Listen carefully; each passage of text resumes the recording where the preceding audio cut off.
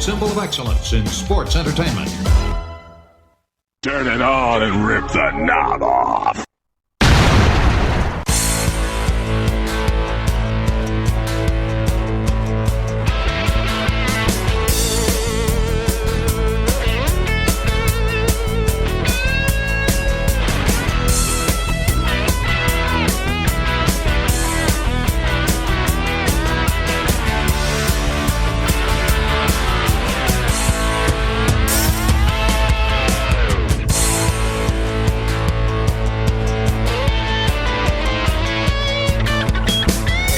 Guys, and welcome back to the Wrestling Memory Grenade, up to episode 88. I'm feeling great. I am your host, Ray Russell, and this week, guys, we're going to finish up July 1987 in the World Wrestling Federation here on TV. So much to get into: the return of superstar Graham in the ring. Going to get our very first listen to Ravishing Rick Rude here in the World Wrestling Federation. Plus the Battle for Bam Bam going to finally begin. More vignettes featuring the $1 Million Man Ted DiBiase, also on his way to the WWF. All of that and a whole lot more. But before we get there, I got to remind you guys you can listen to the Wrestling Memory Grenade and our sister shows like Monday Warfare, The Battles Within, as we chronicle the weekly breakdown of the Raw vs. Nitro War. This week features the breakdown of the July 22nd, 1996 edition of both Monday Night Raw and WCW Monday Nitro. Over on Raw, we're coming out of the In Your House International Incident pay-per-view. Vader has pinned the WWF champion Shawn Michaels. The Undertaker has chased Mankind into a boiler room. All of that and so much more as we begin the build to SummerSlam 96. And then over on WCW Nitro, the NWO now in full effect. Hulk Hogan chasing the Giant for that WCW gold at the upcoming Hog Wild pay-per-view. Hogan looking to turn that WCW title into the New World Order belt. Plus, Psychosis back for a rematch with Eddie Guerrero. Dean Malenko taking on a debuting Chavo Guerrero Jr. All of that and so much more this week on the Monday Warfare podcast. You can also listen to our regional wrestling show where we talk the territories. Guaranteed 100% territory talk. And we've got two projects going on right now at Regional Wrestling. It's 1981 and Georgia Championship Wrestling, doing that one with guest co-host Jamie Ward. Then on the other side, 1986 in the Mid-South Wrestling territory, the UWF, along with guest co-host Roman Gomez. And you can listen to all of those shows and more over at the WrestleCopia Podcast Network, located at WrestleCopia.com. That's WrestleCopia.com, and anywhere your podcast streaming needs are met, from Apple to Spotify, Google, and beyond. And be sure to follow me on social media. Follow me on Twitter at Wrestling Grenade. That's at RASSLIN Grenade. Also, follow and like me at Facebook.com/Wrestling Grenade. Follow me on social media for all the latest goings on at the WrestleCopia Podcast Network. And I'm also constantly adding old school video clips and pictures from throughout wrestling history. And speaking of videos, be sure to subscribe to our YouTube channel. You can find us there at youtube.com/Wrestling Grenade, uploading new footage all the time as I continue to preserve my old VHS collection by converting it all to digital. Over 480 videos and counting right now over there at our YouTube channel, including a January through June playlist here of this project in 1987 of the World Wrestling Federation. You guys can go click play at the top of the playlist or find what you want to watch and let YouTube do the rest of the work. I thought I did a pretty good job breaking down a lot of the big happenings throughout the first half of 1987, all up on youtube.com/Wrestling Grenade. Now is also an unbelievable time to become a WrestleCopia patron. You can find us there at patreon.com/WrestleCopia. That address again, patreon.com/WrestleCopia. Yes, there are multiple tiers that you can choose from, but I only ask you guys to give it a try at that $5 all access tier. Get you all sorts of gifts for just $5, including all of my insanely detailed book-like show notes, pages upon pages of show notes, lots of detail put into each and every episode of the Grenade, Monday Warfare, and the Regional Wrestling Podcast as well. You also get early access to many of the podcasts here at WrestleCopia. Listen days, sometimes more than a week earlier than the rest of the listeners. Plus, remastered versions of the earliest episodes of the Grenade covering the 1989 NWA project. Includes enhanced sound quality and new content and conversations originally edited out of the initial broadcast due to time restraints, edited right back into the show. But that's not all. You'll also get digital downloads for your viewing and reading pleasure, and of course, our Patreon-exclusive watch-along series, covering many past WWF and WCW pay-per-views, Coliseum videos, Saturday night's main events, Clash of the Champions, and so much more.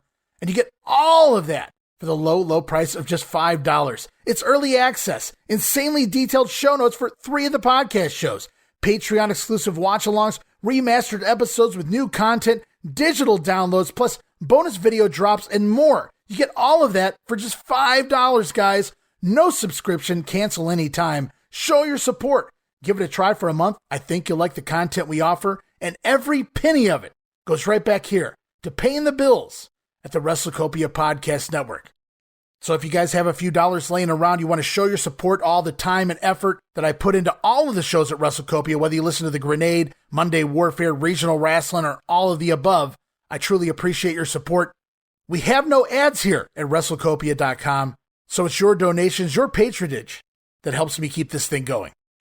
And speaking of keeping this thing going, with all of that out of the way, it's time to keep going here in 1987 in the World Wrestling Federation. This week, going to close out the month of July, and we're going to kick things off here with July 18th, 1987, and the Superstars of Wrestling.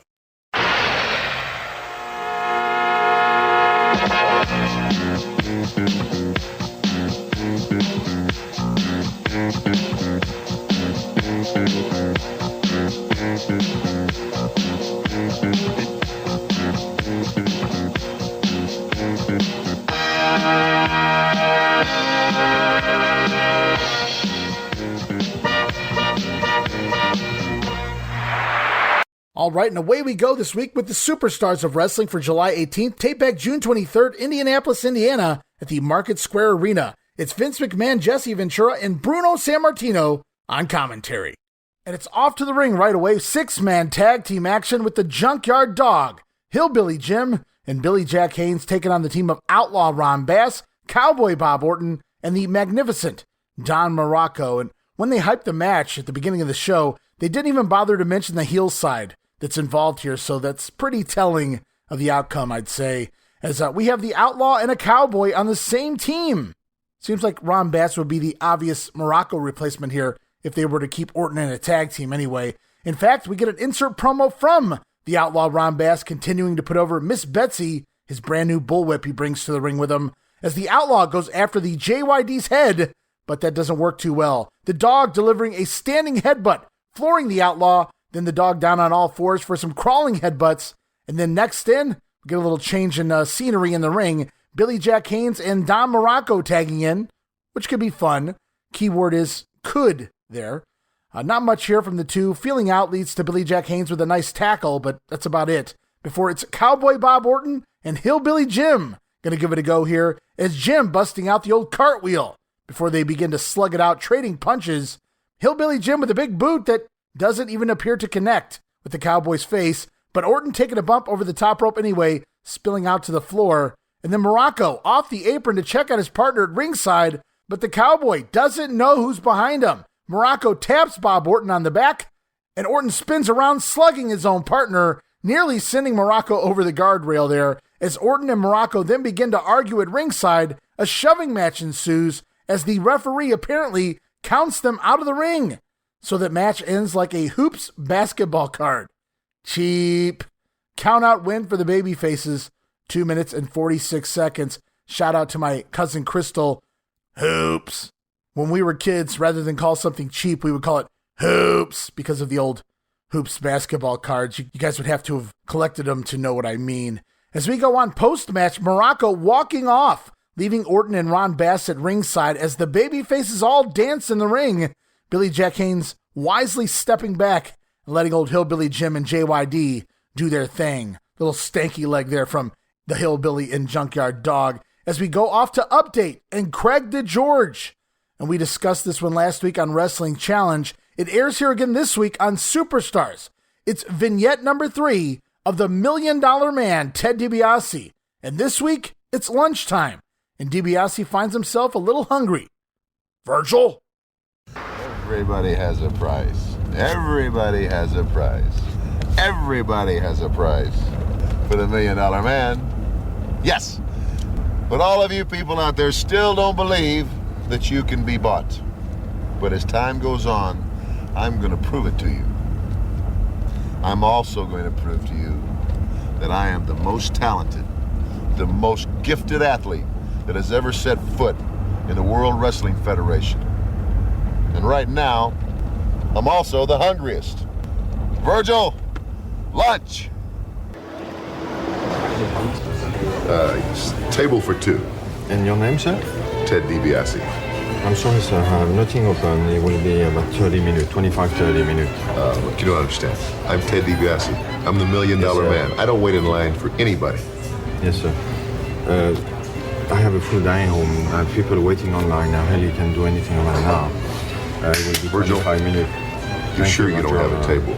Thank you, but I cannot do anything right now. I'm going to upset the people and look at the dining home. It's Virgil? full. I cannot find a table. I'm sure you can find a table. I will. Actually, there is 25, maybe 20 minutes, but that's the best I can do. Virgil, look, Okay. I don't care about your regular customers. I don't care if you have to kick somebody out of their seat. I want a table now. Okay, sir.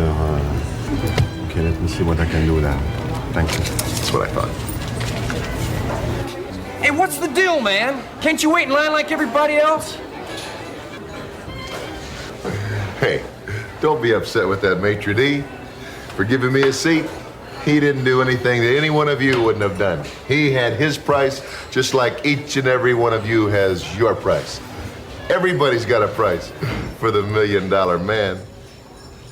So the $1 million man having Virgil take him to one of these fancy French restaurants, it would appear. But DiBiase doesn't want to wait in line. A 30-minute wait? No, thank you.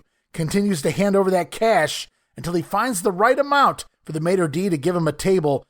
And when one of the guys standing in line, as you heard, asked him, who does he think he is? Why can't he wait in line? Well, you couldn't see it here in the audio, but Virgil simply steps in front of DiBiase with his arms crossed, those big guns out there by Virgil.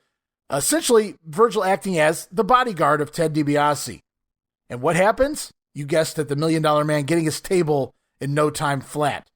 Instant top heel here in the WWF is the $1 million man, and he hasn't even wrestled on TV yet. As it's back to the ring for the one-man gang with Slick in his corner taking on Sonny Rogers, we get an insert promo from Slick here. Oh no, here we go again. Claiming the rights to Bam Bam Bigelow. And Jesse Ventura's mind is blown. It seems that everyone owns a piece of the contract of the Bammer, if you listen to what all these managers are saying anyway, as the gang attacks Sonny Rogers in the ring and puts him in the Tree of Woe, beating him down before the Gourd Buster. Going to end this one quick and easy, 1 minute and 19 seconds. And yes, guys, for those couple that probably caught it out there, last week's Grenade, I was in the middle of doing a one-man gang squash, and then both of my neighbors decided to start cutting the grass at the same time. Kind of threw me for a loop for a second. I got a little discombobulated, and I forgot to read the finish of the match. I don't remember if it was the Eric Cooper match. I don't know if that's coming this week. I don't know if that was last week. I know it was a squash match. I forgot to tell you guys the winner. Have no fear. In case there was any doubt, the one-man gang did go over in that matchup last week on the Grenade. First time I've ever done that to my knowledge, and I do apologize for that, but figured I'd bring it up here. As the show goes on, we get yet another clip of Jesse Ventura in Predator. They've got to be just about out of clips by this point, I'd have to think. But WWF still pushing hard Jesse Ventura's new movie, Predator. Well, starring Arnold Schwarzenegger. I hear Carl Weathers is in that too. Then back to the ring for the fabulous Rougeau brothers, going to take on the team of the Shadows as Vince McMahon pimping the Rougeaus in the latest WWF magazine, showing them having some fun, being goofy. Jacques Rougeau giving some rabbit ears to Brother Ray, trying, I guess, to give this perceived straight-laced team a bit of a personality here on television because they're not really getting over with the fans. Fun spot that leads to the Rougeaus double drop-kicking Shadow Luis Rivera out of the ring, and then Jacques trying another drop-kick on Shadow Rex. But Shadow Luis Rivera, we'll call him Shadow number 2, holding Rex back, and Jacques Rougeau missing the drop-kick as the Shadows take over briefly in their corner until Rougeau comes back, that's Jacques Rougeau, countering a double-team move with simultaneous one-footed drop-kicks, taking both Shadows down as we get the hot tag to Brother Ray. I don't mean Dudley. It's Le Bon de Rougeau on Shadow Luis Rivera. The Rougeau's going to pick up the win here in 2 minutes and 53 seconds. And up next on the show, it's a British Bulldogs promo. Matilda eating an ice cream bar with the Bulldogs, shilling that WWF ice cream bar goodness. And the Bulldogs going to join in biting after Matilda, which Jesse Ventura finds absolutely disgusting. And hey, I've got nothing against dogs. We've got a couple of our own. But I, too, am not one for eating after the dogs. But Vince McMahon, ha, pal, he loves it here. As it's back to the ring for Axe and Smash. Demolition with Mr. Fuji in their corner. Going to take on the team of Omar Atlas and Scott Casey. A couple of Southwestern guys there. We get an insert promo early on for Mr. Fuji. And you guessed it, he also again claims to manage Bam Bam Bigelow, calling out the other managers by name. Bobby Heenan, what you talking about, says Mr. Fuji here. Arnold Jackson, eat your heart out. They're all losers, says Fuji, because he is the one who has Bam Bam. And then to the action, Scott Casey has looked good so far since coming to the WWF, even in his losses, but he doesn't fare so well here against the Demos. Omar Atlas, though, finally tagging in, but it's still demolish and destroy. Smash with a hot shot on Atlas before the demolition decapitation. Going to take it home in 2 minutes and 35 seconds as we're off now to the Snake Pit with Jake the Snake Roberts. Actually, 2 different versions here this week. We talked about one of them quite a while back here on the Grenade. I think we go back to May when it was actually recorded. I also put this video up on YouTube several weeks ago, so you can go into the playlist, the WWF 87 playlist, and look for it yourself. It's Hulk Hogan on the Snake Pit when he's interrupted by Mr. Fuji and Killer Khan, leading to Khan spewing green mist into the eyes of the Hulkster, blinding the Hulkster, and he has to be helped out by Gorilla Monsoon and a few other officials there, setting up the upcoming summer feud on some of the house shows in a lot of the markets, but not all of them, between Hulk Hogan defending his title against Killer Khan here in the latter half of the summer. Now, for the markets that didn't have that match coming to town, instead, we got a different Snake Pit here this week, and that's the one we're going to touch on. And this particular Snake Pit, the special guest this week is Mr. T. And T comes out with a flex bar, a twister bar for working out. Going to make his arms look good here on the show. And he exercises with it throughout the entire promo. Absolutely ridiculous. Mr. T reiterating that he is the new special enforcer of the World Wrestling Federation, claims he's been chopping down trees to prepare for handling the wrestlers here in the WWF. He says, it's no more Mr. T, now he's Mr. E, as in the enforcer. Somebody better tell Arn Anderson. T says he's not a referee, he is indeed an enforcer. He wants to make that clear. I don't know what the difference is. If the wrestlers give him issues, he will fight back. And then out comes former referee, Dangerous Danny Davis, interrupting the Snake Pit here. Who does T think he is? The WWF taking Danny Davis's license away, but giving one to Mr. T? How dare they? Says the former official. Davis reminding Mr. T that these wrestlers aren't trees. They'll fight back and kick T's butt. But T responds, telling Danny Davis that he was nothing as a referee, and now he's nothing as a wrestler. T admits that, yeah, he has been chopping down the trees, but Davis is nothing but a little shrub. Dangerous Danny insisting that he could kick T's butt, but Mr. T, he's so worried he actually turns his back to Dangerous Danny here and continues working on that flex bar, implying that he's clearly not scared whatsoever of Dangerous Danny. Davis teases attacking Mr. T, but Jake Roberts running him off with Damien there as we conclude this episode of the Snake Pit, basically setting up, yeah, we know Mr. T's coming in supposedly as a special enforcer referee, but they're also setting up a future potential matchup between T and Danny Davis, which would have been good for Saturday night's main event, no doubt about it. As we roll on, we head back to the ring. Brutus the Barber Beefcake going to take on Pete Sanchez. Wow, it's been a long time. The Barber now with a mirror in his goodies here that he brings to ringside. Quick match. Some strutting, then just 2 moves. A power slam and the sleeper hold. Going to do it here for the Barber in just 1 minute and 5 seconds. And Beefer with a smock around Pete Sanchez for a nice little hair trim as the crowd chanting for more. They want more. Take more off the head of Pete Sanchez here. But Brudi doesn't bring any of the spray paint with him here this week. So Sanchez lucky on that end. Even still, Sanchez getting back to his feet, seeing himself in the mirror in total humiliation, has a fit and takes off out of the ring. And the crowd continuing to eat that up as we head off to a special video of the natural Butch Reed. Last week, we saw Superstar Graham posing in the deserts of Arizona. This week, it's Butch Reed with a golden glow behind him in a nice little video package showing off the natural's quote-unquote natural body here. Just a quickie video of Butch Reed flexing his muscles set to some kind of generic music. Like I said, some gold lighting in the background and even some smoke to really enhance everything. Honestly, it's the most they've done with Butch since he's come here.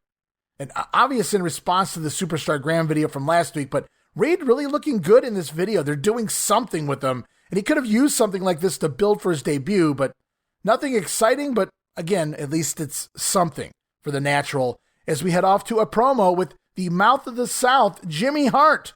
Jimmy Hart heard what Fuji had to say earlier on the show. He says, "No, Mr. Fuji, this isn't 1957, it's 1987. Wow, Jimmy. Jimmy Hart claims that he is the one who has Bam Bam in the bag as he shows off exclusive footage. And it is indeed our very first look at a man by the name of Bam Bam Bigelow. But all we see, just his flaming head, the tattoos on the head, and his face. Scary man. He's coming, and Jimmy Hart seems to be the front runner here at this point, at least for now. He's the one with the footage here on Superstars anyway. As it's back to the ring, more Jimmy Hart, this time ringside for his tag team champions, the Hart Foundation, taking on the team of Jerry Allen and Mike Richards, as the Harts dominate this one, mostly on Mike Richards, and the Heart Attack. Going to finish Richards off here in quick fashion, 1 minute and 19 seconds, and then post-match, Allen tossed to the floor as the Harts deliver a second Heart Attack on Mike Richards. Wow, Mike Richards surviving 2 heart attacks within minutes of each other. A true survivor is Mike Richards, but didn't fare so well in the matchup. The Harts picking up another squash win here this week. And fun week. It didn't start off so hot with that 6-man tag, but at least they used it to continue the Orton Muraco split. We see Reed and Graham continuing with the natural video response. All the managers still laying claim to Bam Bam Bigelow. And for those lucky, they got that awesome Killer Khan Hulk Hogan angle on the Snake Pit. And for those not so lucky, we got Mr. T and the Danny Davis showdown. But it is what it is. And Brutus the Barber continues to get over with his post-match antics, even if he's doing next to nothing in his matches, which is probably for the best right now. And that concludes this week's edition of Superstars. It's off to Wrestling Challenge for July 19th, 1987.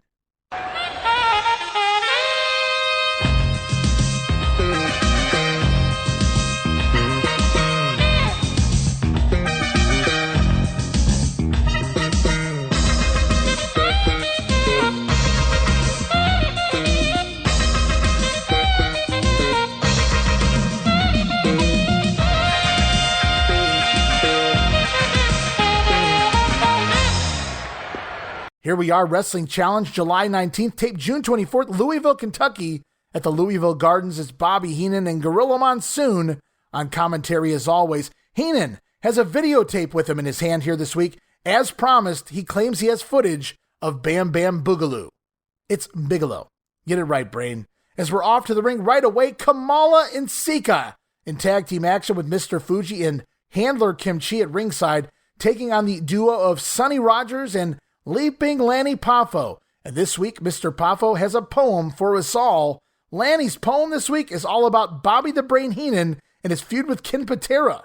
Alrighty, not sure what that has to do with this matchup, but we get an insert promo here yet again from Mr. Fuji, who says he specializes in big men like Demolition, Kamala, Sika, Killer Khan, so that means he specializes in big men like Bam Bam Bigelow, which really upsets Bobby Heenan on commentary, but Fuji making a point there. He does manage most of the monsters here in the WWF, as we see Lanny Poffo trying to hold his own with Kamala early on, but winds up eating a thrust kick after Kamala does not 1 but 2 leapfrogs before Lanny running into the thrust kick of the very nimble Ugandan Savage. Then Sonny Rogers tagging in to take on Sika, but Sika feasting on Rogers here, leading to a Samoan drop and the Kamala splash. And the wheels are spinning in place here for this pair of jungle savages, but talk about dropping the ball. Vince McMahon does nothing with them. Kamala and Sika picking up the quick win here, 1 minute and 21 seconds, as we're off to a special report. We get a replay. We've seen it before. The Danny Davis story aired, I believe, on Superstars last week. Of course, they go through Davis being fired as an official, some of the shenanigans he pulled leading up to that firing, then becoming a wrestler. And it concludes with a brief Davis interview, again questioning Mr. T signing on as a WWF official. So they're still building to Mr. T and Danny Davis as it's back to the ring for the Intercontinental Champion, the Honky Tonk Man. Jimmy Hart in his corner going to take on Scott Casey as we get an insert promo from Jimmy Hart warning the other managers to back off Bam Bam, causing Bobby Heenan yet again to go off on commentary. So the last couple weeks it's got a little monotonous, all the managers laying claim to Bam Bam. Who is really his manager, we have to be wondering. But this week, at least on Challenge, it's a little more fun. The manager's becoming more aggressive, and I think we even heard that a little bit on Superstars 2, beginning to warn each other, sometimes by name, to back off of Bam Bam Bigelow. And it's no more prominent here than on Wrestling Challenge, which makes it a little more fun, picks it up a little bit, kicks it up a notch, if you will.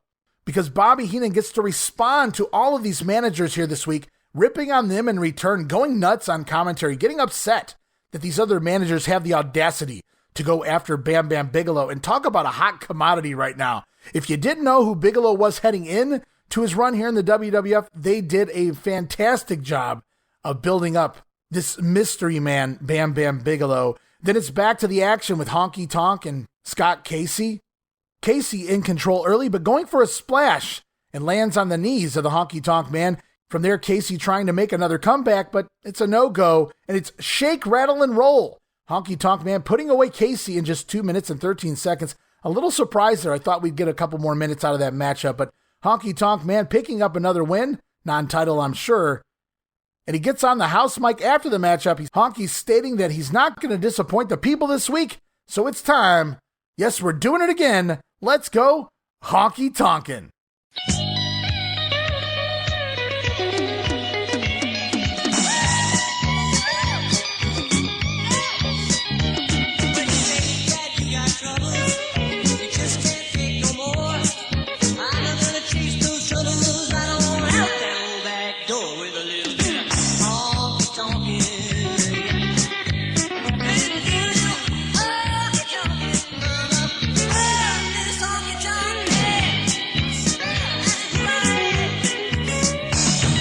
New Intercontinental Champion, the Honky Tonk Man, everyone, as we're off to our first Mean Gene promo here this week. Mean Gene standing by with the thumper. It's the Junkyard Dog. All right, Gene Okerlund, and we're off and running with the great ones here in the World Wrestling Federation. Certainly a man that is back in action hot and heavy within the ranks of the World Wrestling Federation. My guest from Charlotte, North Carolina. Big as a house right now. I've never seen you look too much bigger and too much better. Junkyard Dog, and I couldn't help but notice you've gone back to the closet and you've got the old chain out. Well, you know, Mean Gene, when I first came to the World Wrestling Federation, it was a new life, what they call a new lift on life. I came from the Mid South area, which it was a good wrestling area, which taught me a lot of skills. But I looked up at all the big names and the big stars floating around, so I took old Dusty Betsy and I threw in the closet and went and bought myself a brand new chain. But then I started having bad luck. I talked to my grandma. She said, "Hey, fool, go in the closet." She called me Neck. Neck, go in that closet and get that old chain out and carry it with you. You know, I can relate to that, Junkyard Dog, because I've got a brand spanking new set of golf clubs that I paid a good price for. Good hit a ball. But I have trouble. All of a sudden, I go back down in the back of the garage. There you go. And I get the old 25-year-old clubs out. They've got rust on the irons. Feel that The stuff. woods are all banged up. And you know something? I get out on a golf course and I shoot lights out. And that's exactly what I'm doing. 310 pounds, and when I pull this old rusted baby out here, and I put it behind the 310, there's 340 pounds of nothing but frustration with no humiliation upon somebody hind end. Well, I'll tell you what, I know a couple of names right now that I can mention. You know who I'm talking about? The Honky Tonk Man, of course, the Intercontinental Champion. I love to wrestle the Honky Tonk Man, the Intercontinental Champion. Good-looking, strong, big man. He's asking where from. I'm from Memphis, baby. I'm from Memphis. And then you ask that Bo Weevil, the mouth of the South, where you from? He don't know. Something else. He is the Junkyard Dog. And kind of interesting there, JYD talking about coming from the Mid-South territory, but heading to the WWF, which was loaded with the big fish, the big superstars in professional wrestling. And Dog admitting he hasn't been doing well in the ring as of late, blaming it on his brand new shiny silver chain. So he went home and he talked to his grandma. And his grandma told him, Neck, she called him Neck, go on to the closet and get that old nasty rusty chain out. Basically, the dog with his old lucky chain back in action here with him by his side. Gene Okerlund comparing the situation to his old golf clubs. Alrighty, a little bit of a throwaway promo here this week as we're off to a replay from last week's Superstars and last week's Grenade. It's the $1 Million Man vignette number 2 at poolside. So last week on Superstars, we saw the swimming pool vignette. On Challenge, it was the restaurant vignette. This week they flip-flopped. Superstars got the restaurant, and now Challenge getting the public pool deal with Ted DiBiase shooing all the kids away so that he could get a suntan. What a heel, that Ted DiBiase. As we're back to the ring, the Shadows in there, Moondog Rex and Jose Luis Rivera, number 1, number 2, A and B, call them what you will. It's the Shadows getting ready to take on Rick Martel and Tom Zenk, the Can-Am Connection. And this is it, guys, the final TV match of the Can-Ams. Zenk left back after his match in Hartford on July 9th. So this airing is actually 10 days after Tom Zenk had quit the promotion. And we get an insert promo here from the Can-Ams. They state that their goal is still the tag team titles worn by the Hart Foundation, but first, it's revenge on Haku and Tama, the Islanders. As we get a rare appearance for the Shadows here on syndicated TV, Martel, looking good, landing a head scissors early on, and uses his hands to walk up the ropes, climbing the ropes with his hands, turning the head scissors into a takeover of sorts. The Shadows, though, managed to take over on Rick Martel for a bit, working him over in their corner, and Moondog Shadow with a nice clothesline on Rick. But Shadow Luis Rivera telegraphing a backdrop and Martel lowering the boom, and then it's hot tag time to partner Tom Zenk as it breaks down into a 4-way melee. The Shadows whipped into each other, and then a double dropkick sends Jose Luis Shadow to the floor, leading to Tom Zenk, atomic drop on Shadow Rex as he staggers into a Rick Martel running body block. Can-Am Connection picking up the win here again this week, 4 minutes and 9 seconds, and the Can-Ams continuing to change up the game and their finisher almost every week here on TV. Unfortunately, their time as a team is over, and Martel, as we know, will rebound, and Zenk will eventually do some things in WCW as the Z-Man. But this is it, guys. This marks the final appearance of the Can-Am Connection here near the end of July 1987. And how ironic is it right now that we're off to Mean Gene Okerlund? He's standing by with a promo featuring Tito Santana. Tito Santana, Tacoma, Mexico. Tito, come on in. I've followed your career now for just about 1 decade, and I don't mind telling you, things do not get easier. Here on the World Wrestling Federation, you see the preponderance of new talent that joins us basically on a weekly basis.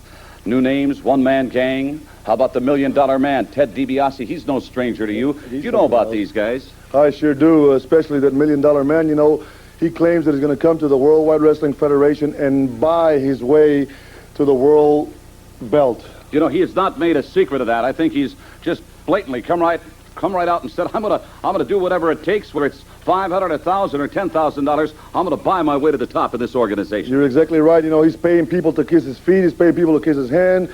I guess he's going to be paying referees off. I don't know what you have in mind, but that doesn't happen in the Worldwide Wrestling Federation. You're going to have to earn your belt, Mr. DiBiase. There's a lot of good wrestlers that's going to have to go through, and I guarantee you'll be facing me sometime. By the way, I should point out, Tito, I think that the World Wrestling Federation, and I've got to compliment our distinguished president, Jack Tunney, is cleaning up that referee situation, bringing in somebody like Mr. T as a special enforcer. We're going to be seeing him around the country and around the world. Well, that's exactly right. You know, I certainly believe that Mr. T will do an honest job when he steps into the ring. He'll call it the way he sees it, you know. Like you said, Jack Tunney is cleaning up the Referees Act. He got rid of Denny Davis, who should have done that about 10 months ago. Yes. But he finally did it. You know, I guess you have to go through a process to eliminate certain individuals. Myself, there's a lot going on for myself too, Gene. You know, the Intercontinental Belt by Honky Tonk. I'd like to get a shot at that no good Honky Tonk. I'm ready. I believe you are, Tito Santana, one of the great ones right here in a World Wrestling Federation. And there you go. Santana name-dropping Ted DiBiase. He's not a fan of what Teddy's been doing around here, buying his way through the WWF, buying his way through life. And there's implications there in the interview that Tito knows DiBiase from his past, which is true. They played college football together. Santana also putting over Mr. T as the new enforcer referee before admitting that he wants that Intercontinental title back. Tito would like a shot at the Honky Tonk Man. So, with Junkyard Dog back and being moved down the card a little. Looks like maybe Tito Santana getting bumped up a peg here. He's not in those 6-mans anymore, and he's mentioning some names here in the promo. He's got some form of direction anyway. So Tito being bumped up a peg? Well, that'll hold true very soon. Then back to the ring for tag team action. The new Dream Team, Dino Bravo, Greg the Hammer Valentine, Luscious Johnny V in their corner, taking on the team of Jerry Allen and Jim Powers. And I've seen these listings online as Jerry Allen and Mario Mancini, Jerry Allen and Unknown Man. Well, this is definitely not Mario Mancini, but it is, I can confirm, Jimmy Powers here in this matchup, as we see a clip from last week's Superstars, Brutus Beefcake clipping a lock out of the hair of the Hammer as the Rougeau's portion of the feud sort of fading away here. We get yet another insert promo. This time it's from JV, whose grandma's cooking apparently gives him the advantage to sign Bam Bam Bigelow. I'm not sure. Was that a fat joke, JV? Well, let me tell you something there, Parlez-vous scrambled eggs. Let me tell you something right now. Parlez-vous scrambled eggs, grandma indeed. As Jimmy Powers shines early on here in the matchup with a series of arm drags on Bravo, but Allen tagging in and the heels take over after Valentine giving Allen a shot to the back from the apron. Jerry Allen does manage to counter a Hammer pile driver with a backdrop, tagging back to Jimmy Powers, but Valentine delivering a delayed suplex and an elbow drop on Powers. Bravo with a back suplex, but misses an elbow drop, allowing Powers to crawl over, tagging back to Jerry Allen. They may be enhancement talent, but they know where their partner's standing. Jerry Allen back into the ring, but Dino Bravo immediately dodging an Allen dropkick. It's the side suplex and a Valentine figure 4. Going to pick up the win here in 3 minutes and 34 seconds. Up next, Craig DeGeorge now standing by. He's going to have a word with the Outlaw, Ron Bass. Ron Bass and Betsy? I'm with Outlaw Ron Bass. I was wondering if there was any movement at all to outlaw that whip of yours. What do you mean outlaw this whip? Well, let me tell you something, people. You're looking at a lot of wrestlers' nightmares, because right here is the baddest thing that ever come down the pike. A lot of people have come up to me, and they say, hey, Outlaw, how come Betsy's so mean? How could you use Betsy so well? Well, let me tell you something. It's a lot of practice. You know, a lot of ranch hands back home, you know, they get a little lazy. You got to get their attention, and there ain't nothing to get their attention. It's better than that right there. And just to tell you something, people, when Miss Betsy gets a little upset, she wakes them all up. So be looking out, people like Hogan, Tito Santana, Steamboat, the Rougeaus, the Bees, the Outlaws here, baby. And there it is, Bass still getting over Miss Betsy. The new bullwhip added to Bass's repertoire. Still would have liked to have seen what he could have done with that branding iron, but the bullwhip, just as good, if not better. And then it's back to the ring. Singles action involving Jake the Snake Roberts taking on Dusty Wolf, and this was right before Jake's suspension took place, so the Snake Man still wrestling here on TV.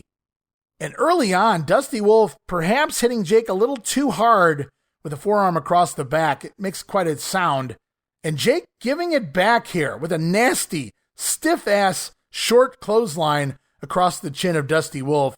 Wolf out to the apron, but Jake clotheslining Wolf off the apron and out to the floor for a nasty back bump to the outside.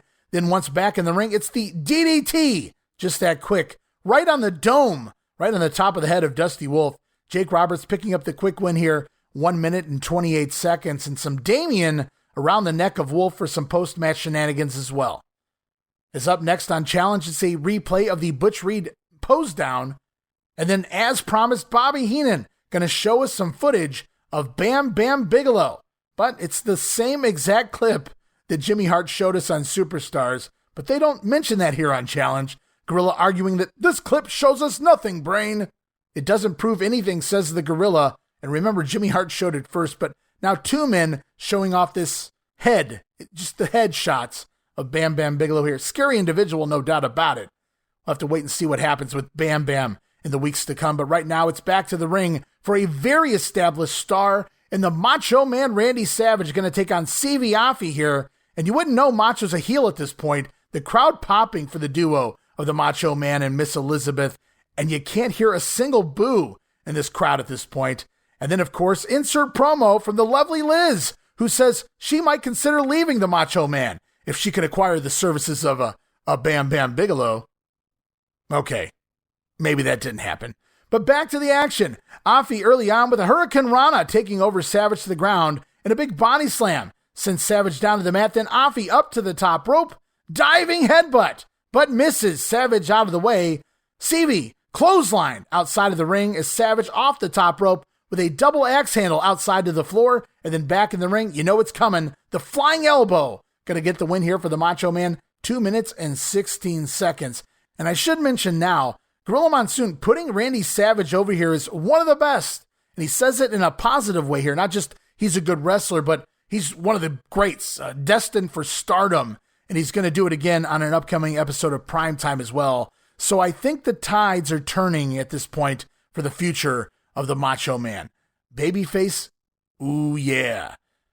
As we close out this edition of Wrestling Challenge, one more promo lined up here, another soundbite ready for you guys. Mean Gene Okerlund, one of my favorites, standing by. Yes, Mr. Fuji's there, but so are Demolition.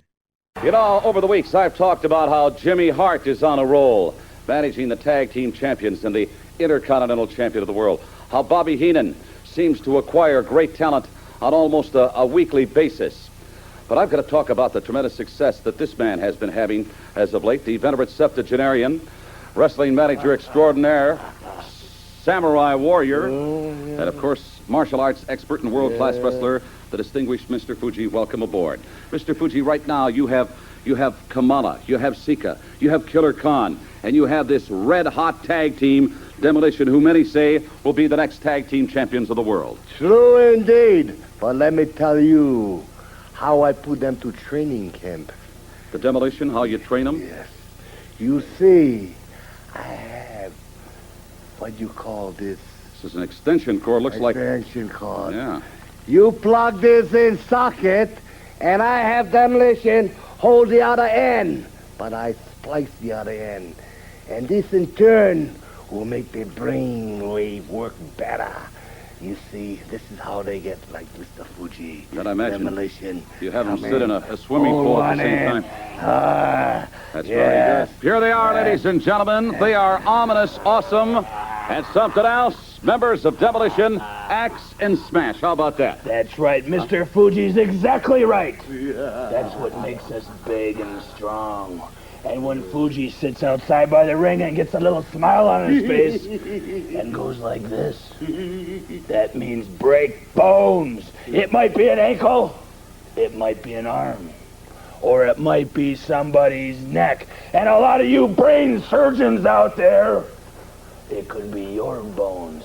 Isn't that right, Axe? Axe, I'm curious, why do you insist upon calling me Harvey? You've done that for the past... I have never called you Harvey, Howard. A lot of people get worked up and enjoy what they do. But I can honestly say we get a charge out of professional wrestling. We really enjoy our work. We get excited. We get worked up. We get a little perverted sometimes. We get a little bit nasty. And maybe if we study hard, we'll be as nasty as Master Fuji. Maybe when we're that nasty, we'll have those championship belts. It doesn't matter who we come against, fellas.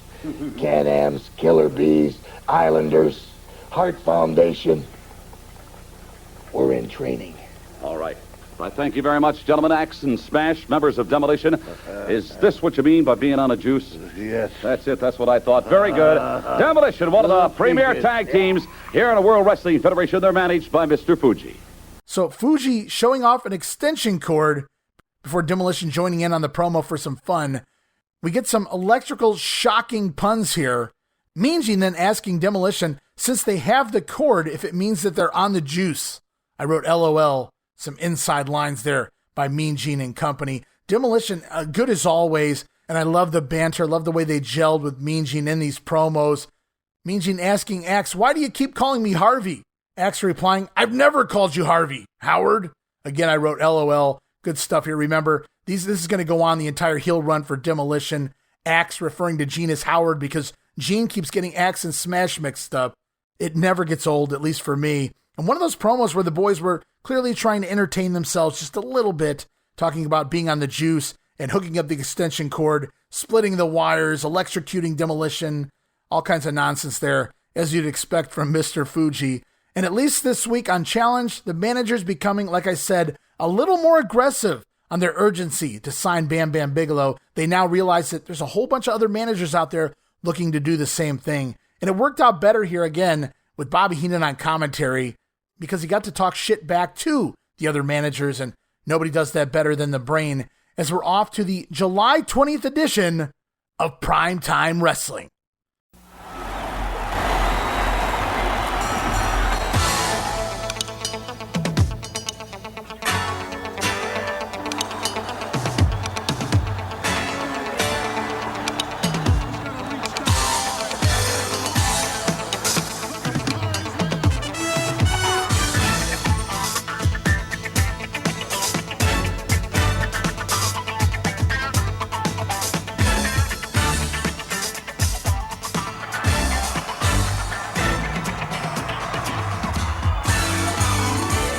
Hosted as always by Gorilla Monsoon, Bobby Heenan, we come right into an intro.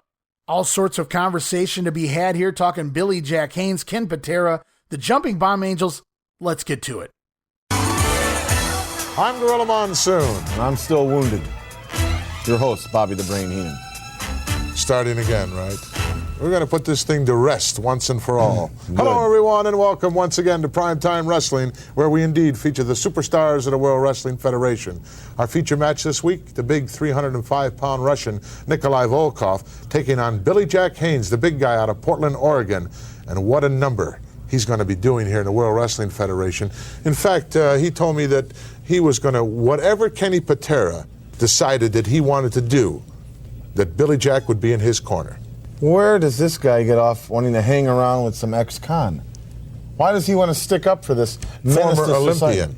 Why do you keep referring to him in the negative? Why do you keep referring to him in the positive? Because he has a lot of positive things going for him. Well, he made the plates for your car. No, he did not make the plates for my car. Well, just the people of Wisconsin, that's right. Very negative person. We're also going to take a look this week at the reigning ladies tag team champions, Leilani Kai and Judy Martin, as they take on a very unusual team from Japan, the Jumping Bomb Angels. You familiar with them? No, I'm not. No, you're not. No. Well, but I'll tell you one thing I'm familiar with. What's that? I do have a surprise guest coming. I understand that later on in the program we indeed have to go to Studio G. I didn't know that. Well, that's how much you know. Well, they never told me that. Well, they don't tell you everything. What's because you're not the host. Let's be realistic. Right now, we're going to go to ringside for our opener. And there it is. Hello, everyone. I'm Gorilla Monsoon, and I'm still wounded.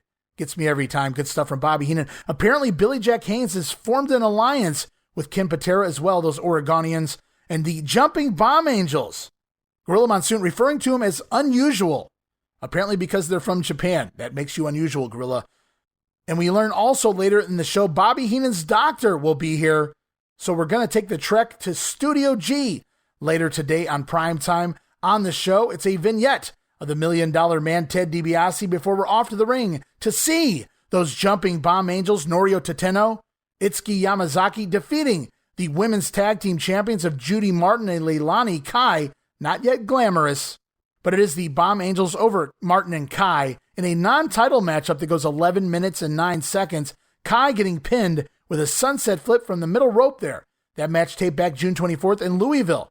And the fans, they weren't really into it at the beginning. Another ladies match. You know how it went back then, but it didn't take long for those Bomb Angels to wake the crowd up. By the end of the match, they were getting some serious applause, no doubt about it. But I should note, and I didn't grab a soundbite of this because it's so quick, in the middle of the matchup, we cut to a commercial break, and of course when we do that, we get a little wraparounds with Gorilla and Bobby Heenan from the studio. And as we head into the commercial in the middle of the Bomb Angels Kai Martin match, Gorilla Monsoon states that it appears Leilani Kai hasn't missed a whole lot of meals lately, implying that maybe Kai had a few extra pounds around the midsection. Shame on you, Gorilla. Also here on Primetime Wrestling this week, Demolition scoring a win over the makeshift Killer Bees of B. Brian Blair and Special Delivery Jones. And that match happened way back on June 1st in Kitchener, Ontario. Jones subbing for Jim Brunzell, wearing the Killer Bee trunks, however, and the Demolition scoring the win there at 9 minutes, 44 seconds, smash pinning SD after Axe hitting him with a clothesline from behind. As up next, we're off to our second soundbite of Primetime here this week. Gorilla Monsoon and Bobby Heenan having a sit-down interview discussing Bobby Heenan's neck injury with Dr. Brandenburg, who is apparently Bobby Heenan's doctor. This is a couple minutes long, guys, so stay tuned on the other end. We'll recap it. Well, Brain, here we are at your request. We spent a lot of money and a lot of time to put together our special interview studio for you. You're going to enlighten not only me, but the millions of primetime viewers with what?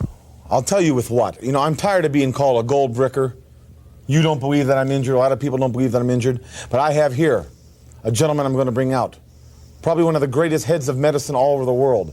And with my vast wealth, I can afford to go to any ends of this earth to find what I need. And I have this gentleman here today. He's an orthopedic specialist. He's from Dusseldorf, Germany.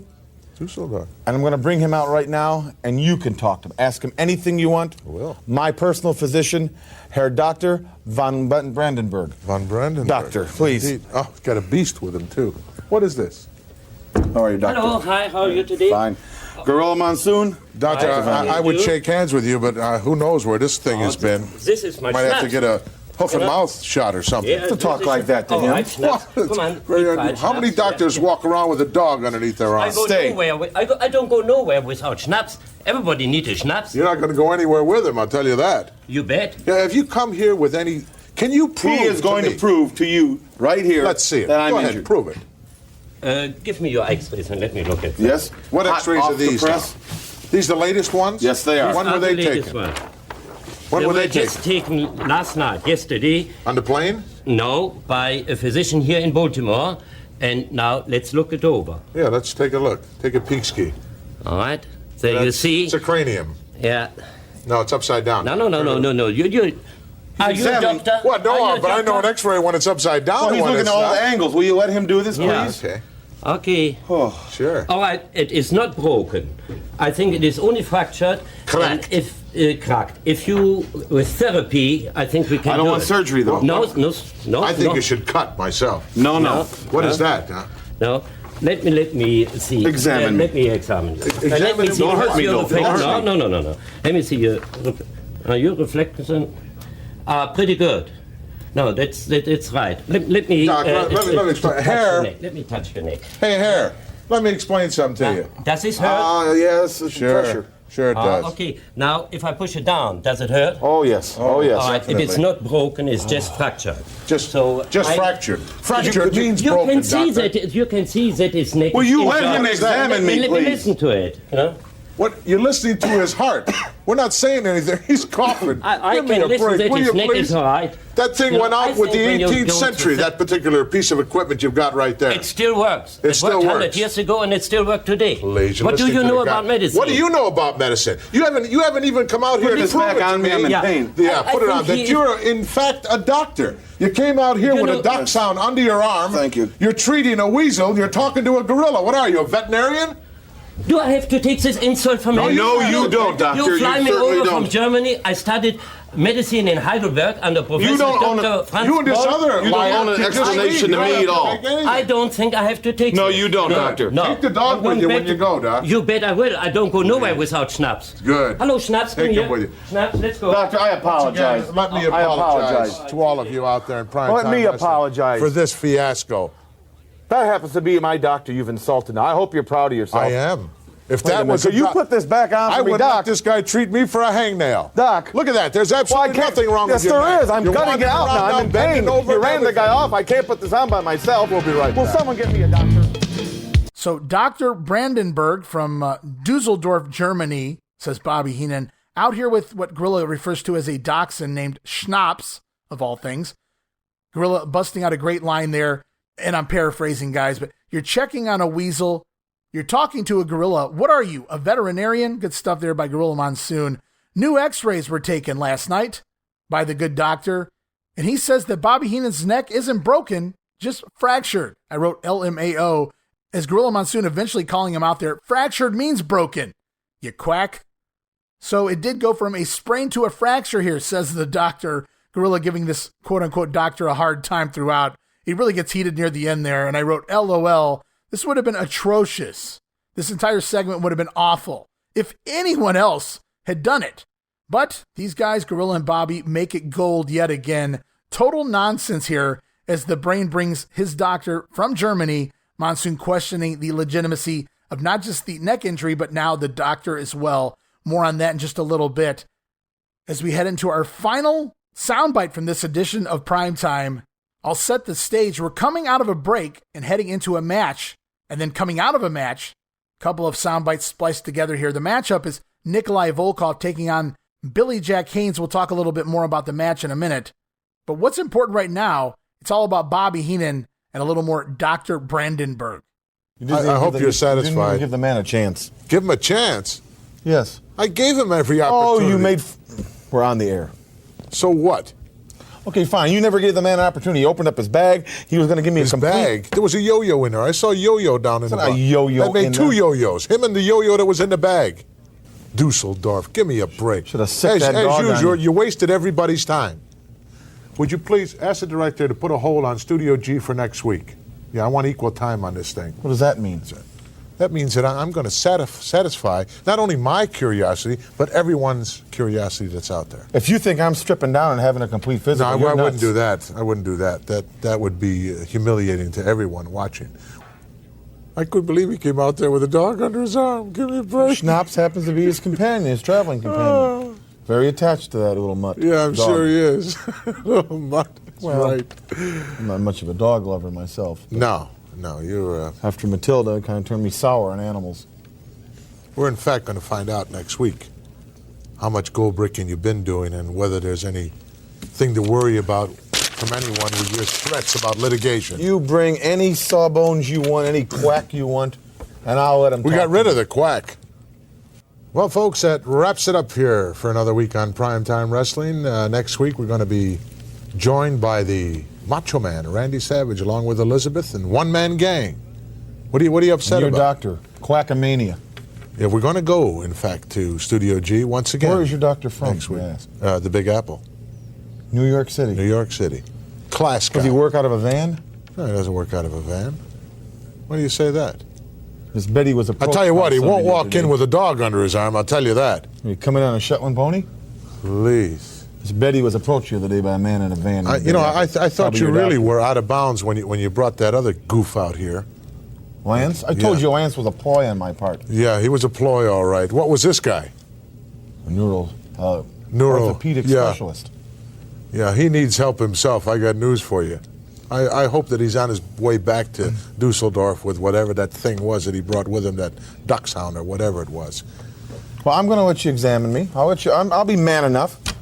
I'm hurt, Monsoon. I'm legitimately hurt. You keep telling us that, and we keep trying to prove it. Well, you think I like walking around day and night? Yes, it's a sitting on the sympathy airports, getter. going through the planes, the restaurants. Trying to make life miserable for everyone. You've even told people you've seen me places. I have. You have not. Saw you at the airport, saw you at the swimming pool, at the air host, which is one of the last places on earth you'd ever want to be, in the swimming pool with the air host. It's not a swimming pool, by the way. I didn't think so. There's some strange things happening out there. Until next week, so long, everybody. So there it is. Gorilla not sold on this Brandenburg fellow. So Gorilla telling the crew to put a hold on Studio G for next week. Monsoon wants equal time to examine the brain. Bobby asking Gorilla, what does he have in mind? Gorilla going to bring in his own doctor. Quackamania, says Bobby Heenan there. And then, as I mentioned, it was Nikolai Volkov defeating Billy Jack Haynes on a disqualification in about 4.5 minutes after Haynes stole the Slickster's cane from ringside, breaking it over the back of Volkov. Boy, I hope that cane was gimmick. Billy Jack, just a violent creature when he needed to be here. And Nikolai going to get the DQ win before Haynes chasing both of them backstage with the broken cane. That match taped all the way back June 3rd in Rochester at the War Memorial. And there's also, and I promised this on social media, so I'm going to get to it now for those who are actually waiting for it. There's also a little piece, just a really quick mention. And no, I didn't grab the soundbite again, just too quick for a soundbite in my opinion. But during the middle of the show, Gorilla Monsoon, Bobby Heenan begin discussing the future young stallions, Jim Powers and Paul Roma. And it's not Bobby Heenan mocking the team. They're actually having a discussion about the duo. And in the middle of it, Bobby Heenan says he understands the team now has a team name. They're taking this seriously. They've generated a team name. They're going to be called the New York Power Company. Of course, both men from the New York City area. And Power Company was a pretty popular thing to use back in that time period. So very interesting. At one point, maybe they were batting it around. The New York Power Company just doesn't roll off your tongue, but it would have worked. But again, it would have regionize the duo, and I think that's why they didn't stick with the name. Instead, we wind up with the Young Stallions before too long. But there it is, for those who were wondering, the New York Power Company. Jim Powers and Paul Roma. Use that, guys, in your fantasy wrestling leagues. As we're off to the following week, Superstars of Wrestling, July 25th, and a new set of tapings. Taped July 15th, Glens Falls, New York, the home of Hacksaw Jim Duggan, but he's not with the company right now. Going to take place at the Glens Falls Civic Center. Vince McMahon, Jesse Ventura, Bruno Sammartino out here, as we see right away a clip of Ricky the Dragon Steamboat holding his little newborn, the Little Dragon, in matching attire. Congrats to the Steamer. A healthy baby boy, and we're off to the ring for the Birdman. Koko Beware going to take on Barry Horowitz. How about that? Barry Horowitz making his syndicated debut or return, depending on how you want to look at it. Barry was here in the early 80s under other various names, but here using his real name here at this point as names like Jack Hart or even Barry Hart, as he had used before here in the WWF, and certainly Bret Hart, which he has also used in the past, would be too confusing for the WWF fans. Don't want too many Harts running around here, at least unrelated. So he is Barry Horowitz now, back in the WWF to take on Koko Beware here, as Koko leading off with some awesome drop kicks and an arm drag series, sending Horowitz to the outside. Then once back in the ring, it's Horowitz back with his own drop kick, but he slows things down as he gives us the old patented pat on the back from Barry Horowitz. There it is. But that moment of self-appreciation allows the Birdman to come back with another drop kick of his own, and then a missile drop kick off the top rope. Fucking dropkick mania running wild here this week in this matchup. Ghostbuster, though, going to end it all here. Koko Beware picking up the win in 1 minute and 41 seconds. Horowitz looking good. Great bumper and always where he needed to be. And it's refreshing to see Barry Horowitz here in the WWF. As we're off to an update segment with Craig DeGeorge, it's the next event in the $1 Million Man saga, as we see now a clip of DiBiase post-match after a win over Dusty Wolf on a house show. Virgil removing one of the sweaty boots of the $1 Million Man. DiBiase offering to pay a fan $100 to come in the ring and kiss his sweaty foot. And the fan, he does so before showing off that crisp Benjamin as he exits the ring. Wait a minute. That was no ordinary fan. You see, this house show took place on June 28th in Battle Creek, Michigan. Do you guys see where I'm going with this? That fan was none other than one Rob Zatkowski, better known to you all as Rob Van Dam. So there it is, RVD kissing the feet of the $1 Million Man for $100 all the way back in 1987. And you can't make this stuff up. As we're off, more promo time here. Craig DeGeorge now, he's standing by with the Can-Am. No, wait, the Can-Am Connection no more. Craig DeGeorge standing by with Rick Martel going solo. Well, Rick Martel, some major news here. Unbelievable. Your partner, the Can-Am Connection, the other part, they just quit. Out of the clear blue sky, he leaves. And I'm wondering, I know this hurts you deeply, both emotionally and physically, and if you can get it out for us, will the Islanders bring out the quit in you? Well, right now, it hurts me deep inside what has happened. You know, that when times got tough, my partner left me. But I'll tell you something, and I'll tell you something to you Islanders. I am not a quitter. I'm a fighter. And yes, if I have to take on you one by one, I will, because I'm going to finish what you started. Well, there it is. You guys heard it. Out of the clear blue sky, Rick Martel's partner has up and quit the WWF.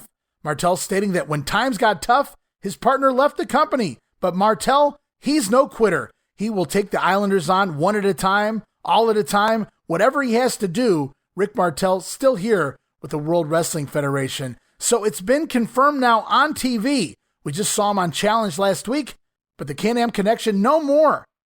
And the WWF didn't insult the fans and just ignore this like they do some of the other talent like a Iron Sheik or a Hacksaw Duggan. Tom Zenk is indeed gone. And they don't even bother to mention his name here. Not going to give him any free publicity. The Can-Am Connection, no more. And how apropos, we just heard from Rick Martel, formerly of the Can-Am Connection. Now we see the team that he was feuding with in action here. It's the Islanders, with Bobby the Brain Heenan taking on the team of Special Delivery Jones and Scott Casey, as there are loud weasel chants. And we get an insert promo here from the Brain this week, but he's not talking Bam Bam Bigelow for once. Instead, Heenan mocking Rick Martel, telling him that he should have been smart and quit like his partner to avoid being hurt by his Islanders. And the bell rings 2 different times for some reason before the match gets going. SD Jones working the arm of Tama early on, but eats a jumping back elbow as the Islanders take over the matchup. Standing dropkick here from Haku almost jumps over the head of SD. Very impressive agility here from Haku.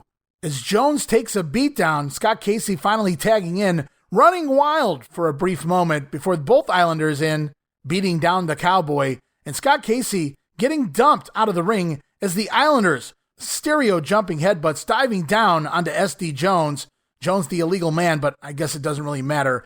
Tama makes the cover and gets the win for the Islanders here, 2 minutes and 27 seconds. Islanders really impressive here. Crazy to think that they've been sitting on the roster for almost a year. Finally doing something with them is the World Wrestling Federation as Rick Martel vows to keep coming at them for revenge. And for the short term, Martel going to have to find himself makeshift partners or do it solo. Either way, fun times ahead with Rick Martel here in the WWF. As we move on, we get a very intriguing piece of video footage.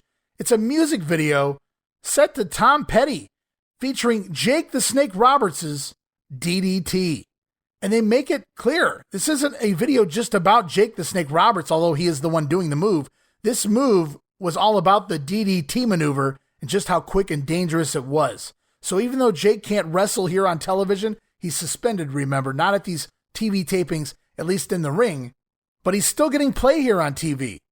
Because Jake, one of the hottest acts here in the late 80s of the WWF, and then it's back to the ring for the Outlaw Ron Bass, taking on Leaping Lanny Poffo, and Poffo with a poem before the matchup suggesting that Bass's bullwhip is named Betsy because the Outlaw can't find himself a woman, which only pisses Ron Bass off, who attacks Leaping Lanny. Can't say that I'm surprised there. The match spills to the outside where the Outlaw hip tosses Lanny Poffo on the floor, and then a hard body slam in the aisleway right on the concrete. I wrote, holy shit, Lanny Poffo taking a beating after his promo. Inside the ring, Lanny Poffo mounts a brief comeback, connecting with a dropkick and landing his moonsault finisher, but only going to get him a 2 count here, as Lanny telegraphs a backdrop, and it's the Outlaw's pedigree maneuver. Going to get the win here for Bass in just 1 minute and 29 seconds. And then post-match, Outlaw Ron with his old bullwhip. Going to introduce Miss Betsy to Lanny Poffo here, whipping it around the legs of Poffo. It actually wraps around the legs, pretty cool, tripping Poffo up, yanking his legs out from underneath him. Fun spot by Ron Bass. And the match itself, fun, quick, didn't need to be much longer, that's for sure. Poffo gets payback for that poem. It's almost genius-esque in a way, because talk about insulting your opponent. Poffo kind of asked for it here this week, and I think he knew that, which is why he sold so well for Ron Bass, and easily the most fun I've seen with the Outlaw so far here in the WWF. As once again, we see the same video we saw last week of Bam Bam Bigelow, just another shot of that skull and head, that tattooed up skull of this crazy man Bigelow. And then back to the ring for the return of superstar Billy Graham. Going to get back in the ring here this week. He's all recovered from that hip replacement surgery, or so we hope. He's been rehabbing it. We've seen it week after week. And now the superstar is back in the ring, going to take on Steve Lombardi. And this return, no doubt, weeks, if not months in the making. And Billy Graham out here to Jesus Christ Superstar for his theme music from Paradise Valley, Arizona. 268 pounds. He eats T-bone steaks. He lifts barbell plates. He's sweeter than a German chocolate cake. He's the man of the hour, the man with the power. He's too sweet to be sour. Ladies and gentlemen, it is Superstar Billy Graham back in the ring, and a little pre-match pose as he is over as all hell with this crowd. Billy Graham quickly launches Steve Lombardi out of the ring. Tremendous bump there by Lombardi to sell the strength of Superstar Graham. Graham going to follow Lombardi outside and drive him down into the timekeeper's table, and then back in the ring right away. Graham locking in a sleeper hold. Somebody better tell Brudai. Graham going to pick up the win here in 1 minute and 18 seconds. So the tie-dye is back. And I mean, Ken Patera has the bear hug. Billy Jack Haynes and Hercules have the full Nelson. So what's next on the list? What's an easy move for Graham to do? Well, Beefcake has the sleeper, but somebody obviously forgot to tell Billy Graham. And Steve Lombardi bumped his ass off here for the Superstar. But Graham, He was clearly struggling, just walking to the ring, walking around the ring, following Lombardi around ringside. So this is definitely not going to wind up being a long-term ordeal, Superstar Graham back in the ring, but it was very cool to see him here and listen to that crowd. Graham was over. Former WWF champion back in town as we're off to Craig DeGeorge. Where the hell is he? He's standing on some form of a platform of sorts here. Gonna interview the Doctor of Style Slick and the Natural Butch Reed. As the Natural says, he wasn't impressed with that matchup by Superstar Graham because Graham, he's simply not a natural man. What are you implying there, Butch Reed? Reed then doing some flexing and posing for the camera as Slick says he's not impressed nor intimidated by Superstar Graham. Butch Reed asking Graham, has he ever pressed a man over his head like Reed does, driving him down to the mat, breaking his back? All he did here was use a sleeper. Butch then issuing a challenge to the Superstar for a pose down in the ring face-to-face here next week on Superstars. And we'll have that response from Graham later in this edition of the show. And this Butch Reed promo also marked the debut of, are you ready for it, guys? I mentioned it briefly, the interview platform. You know, we get so used to seeing things the WWF produced so well. We've seen it so much, used so often. We never realize there's a starting point for everything. And this week, right here on Superstars, marks the debut of the old interview platform, the special interviews we used to see, back behind the fans so that everybody could get a look at what was going on. Really good job here by the WWF. Something so simple, so easy to put together, but it works. It's very helpful here. Gives them a platform, no pun intended, so that the fans can see what's going on there. And speaking of what's going on, tag team action going on in the ring with the Killer Bees. Jumpin' Jim Brunzell, B. Brian Blair taking on the team of Iron Mike Sharp and Tiger Chung Lee as the Bees going to rock their masks this week. So it's going to be mask confusion all match long. The same mask they used to beat the tag team champions Hart Foundation at their own game a few weeks back as well. Pinning the Hart Foundation, non-title action of course, but the Bees have to be considered number one contenders here as we get an insert promo from Dangerous Danny Davis. Davis stating that if he were still referee, he wouldn't allow the Bees to wear the masks in the ring. Davis doesn't like things that are illegal, and those Bees masks are illegal. Whatever you say, Danny. What about the Shadows?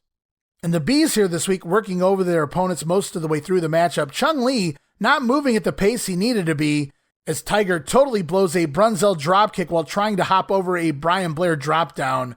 Tiger Chung Lee just not in the right place at the right time. So what does Brunzell do? Picks Tiger back up and just lands a second dropkick, which does connect. It wasn't pretty, but they got the win. Killer Bees, winners here again this week, 3 minutes and 39 seconds. And with the Rockers in and out so quickly and the Can-Am connection now also done here in the WWF, the Bees, you have to think they slide in as the natural number one contenders, at least for the moment. And let that sink in just for a minute, guys. The Killer Bees are the top babyface tag team right now. But at least the mask confusion stuff gets some response from the fans. As up next, we see a WWF fundraisers ad before it finally takes off. Yes, sir, no more hemming and hawing.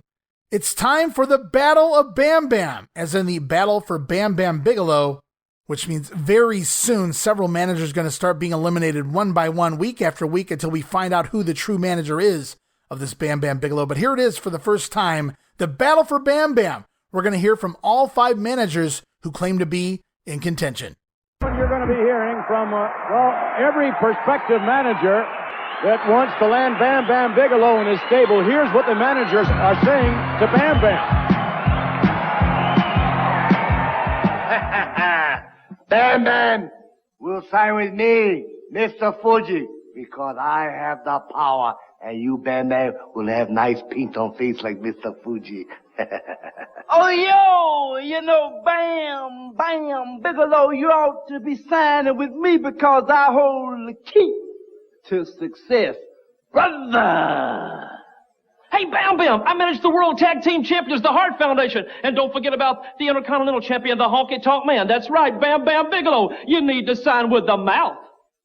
Bam Bam Bigelow sign him unless it's Johnny B. Hey, why not? It would be worth it to me. Worth it just to see the look on Brutus Beefcake's face when JB's got the Bigelow. Yeah. You know, it's very simple why Bam Bam Bigelow should sign with me. I'm the greatest manager in professional wrestling. I've taken my men to the height of professional wrestling. I've made more money for these men. Out of time. Wait a minute. Don't wrap me up. I'm not out of time. I got a lot more to say out here. All right, Jess, who do you think is going to wind up with Bam Bam? Well, I feel, but Bobby Heenan ran out of time. That's not fair. So it's Fuge, Slick, Jimmy Hart, Johnny V, and Bobby the Brain Heenan. And like I said, soon, Bigelow going to start eliminating the managers one by one each week until we learn who the manager of Bigelow really is. And they're actually going to use Jesse Ventura to deliver those messages to the managers. So it's going to be fun as the battle for Bam Bam has kicked off. Then to the ring, time for one more match here on Superstars. Macho Man Randy Savage, a lovely Elizabeth in his corner, taking on Omar Atlas as Macho in control early on. Savage trying for a slam, but little Omar shifting his weight, kicking his legs in the air, causing himself to fall on top of the Macho Man. And Savage gets upset and he bails out of the ring to regroup, but once back inside, the Macho Man dropping Omar across the top rope, and the diving elbow going to pick up the win here for the Macho Man in just 2 minutes and 2 seconds.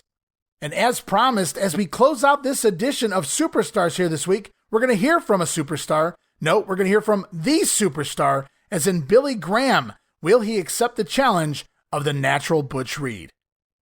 That's right, superstar Billy Graham right here. I did it. I came back stronger than ever. I conquered a hospital bed. I conquered a wheelchair. The doctor said I couldn't do it, but the people brought me back. I wanted to hear the yell. I wanted to hear the scream. I wanted to see the pandemonium, and I did it, and I felt it. And now, Mr. Natural Butch Reed, superstar Billy Graham, I do accept your challenge next week for the pose down, because I fear no man. I fear no man walking the face of the earth, and superstar Billy Graham has the pythons, and the pythons are back. And there it is, Superstar Graham accepting the challenge of Butch Reed for a pose down here next week on TV, right here on the Superstars of Wrestling, as we're off to Wrestling Challenge for July 26th, now taped July 16th, Lake Placid, New York, at the Olympic Center.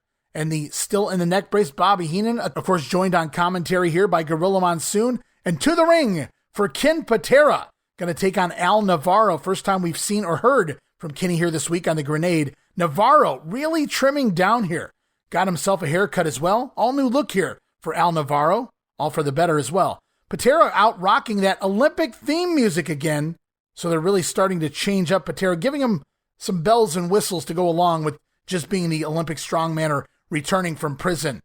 As Kenny scoops up the big Navarro like he's nothing and places him over the top rope and onto the apron before knocking him off the apron out to the floor, and then following him outside, ramming him into the guardrail. Well, that was kind of violent for a babyface. Then back inside, Patera with the jerk slam, the old body toss launching Navarro across the ring. Patera then looking to finish off the match, but he's not going for the bear hug here this week. Instead, it looks like Patera might be waiting for, sounds like Bobby Heenan knows what's coming here. Patera waiting for Navarro to get up and locking in the full Nelson. Billy Jack Haynes, Hercules, now Ken Patera too? No, Patera going to take it that extra step. You guys know what's coming now. Heenan acts surprised and scared at the same time because he knows what's coming next. Ken Patera locks it in. The swinging neckbreaker. It's back, guys, after years laying dormant. Ken Patera's been gone from the company. The spinning full Nelson, as I like to call it. Going to get the submission win here in 1 minute and 51 seconds as Bobby Heenan states that he thought that move was barred from wrestling. It's caused more neck and spine damage than any other move in wrestling history, and now apparently it's been okayed. It's back in Ken Patera's repertoire, and they're really trying to find the things to ramp up Patera's character here. The theme music, he's back to the old Olympic body suits, the old awesome finisher now. I always love this swinging neckbreaker hold. And even with all the new smoke and mirrors, Patera just isn't, quote-unquote, the guy for this type of story, but they're determined. I'll give him that much, as Patera pointing and staring at Bobby Heenan on commentary after the matchup, and now it's back. It's been legalized again. That spinning full Nelson, the swinging neckbreaker. What a violent move. As we're off to special report, and Craig DeGeorge once again going to talk a little more about the demise of the Can-Am Connection. Hello, everyone. Big story here in the I Can't Believe It category. The up-and-rising Can-Am Connection disconnected. In an absolute shocker to everyone, Rick Martel's partner quit. Out of the clear blue, he just left. now leaving the defunct team's goal to battle the Islanders on the squared shoulders of Rick Martel. Yes, when the competition got to be too much against the Islanders and my partner left me, quit on me, yes, I felt bad inside. I was hurt. But the Islanders, you're gonna learn a lesson that I'm not a quitter, I'm a fighter. Yes, I may be alone, but I'm gonna come at you 100%, even if I have to go through one by one. All right, great to see Rick Martel's determination. Bobby Heenan and the Islanders, however, don't appear to be too impressed. In fact, they've been laughing it up these days, taking credit for the demise of their rival tag team.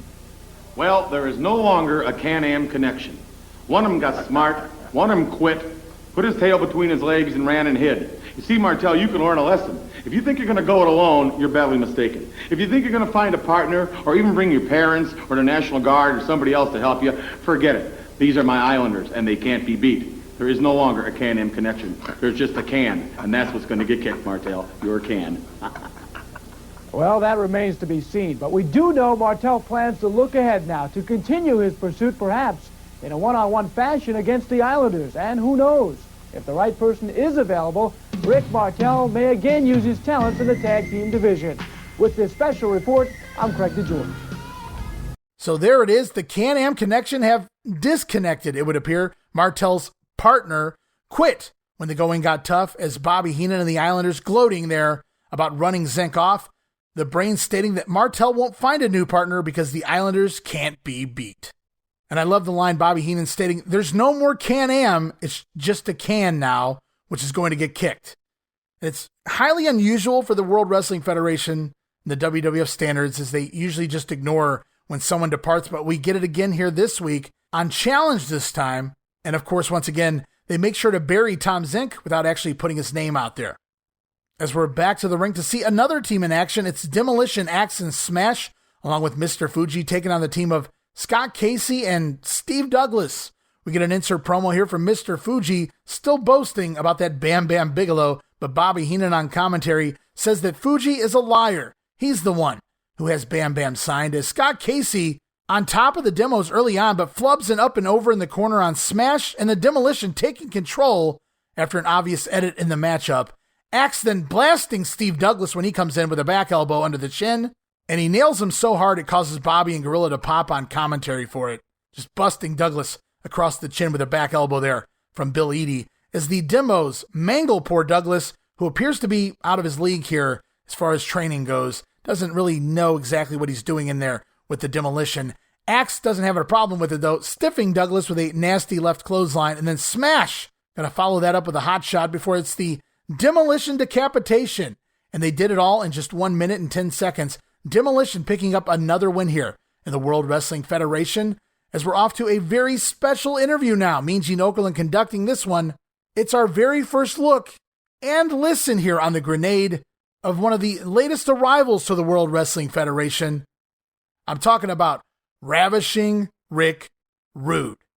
All right, over the weeks I've talked about the tremendous talent that we see arrive at the World Wrestling Federation. It was no surprise to me and other experts, matchmakers, promoters, that this name would pop up in the World Wrestling Federation. He is from Minneapolis. He is my guest at this time. I feel there's an association between him and Bobby the Brain Heenan. I'd like to welcome to the World Wrestling Federation officially, Ravishing Rick Rude. Well, thank you very much, little man. And I would say that it's a little bit more than just an association between me and Bobby the Brain Heenan. Well, tell me all about it. Just exactly what is the alignment between Bobby Heenan and yourself? The alignment between Bobby Heenan and myself is a whole lot of cash, little man. You know what that means? That means Ravishing Rick Rude, the sexiest superstar in professional wrestling, is going to be driving in big, long limousines, riding in the back, you understand. All right, well, let me point out one thing, Mr. Rude. In all due respect, Bobby Heenan has been prone to making promises to others in the World Wrestling Federation, most recently the Islanders. But before that, Andre the Giant, he promised Andre the Giant a lot of long green and even a heavyweight championship, and sorry to say, it did not happen. We don't want to talk about the past, Gene. What we want to talk about is the future. And right now, the future of professional wrestling is right here. Ravishing Rick Rude and my manager, Bobby the Brain Heenan. And you know, and I know, and the whole world knows, is the #1 manager alive. Well, he is a very, very good one.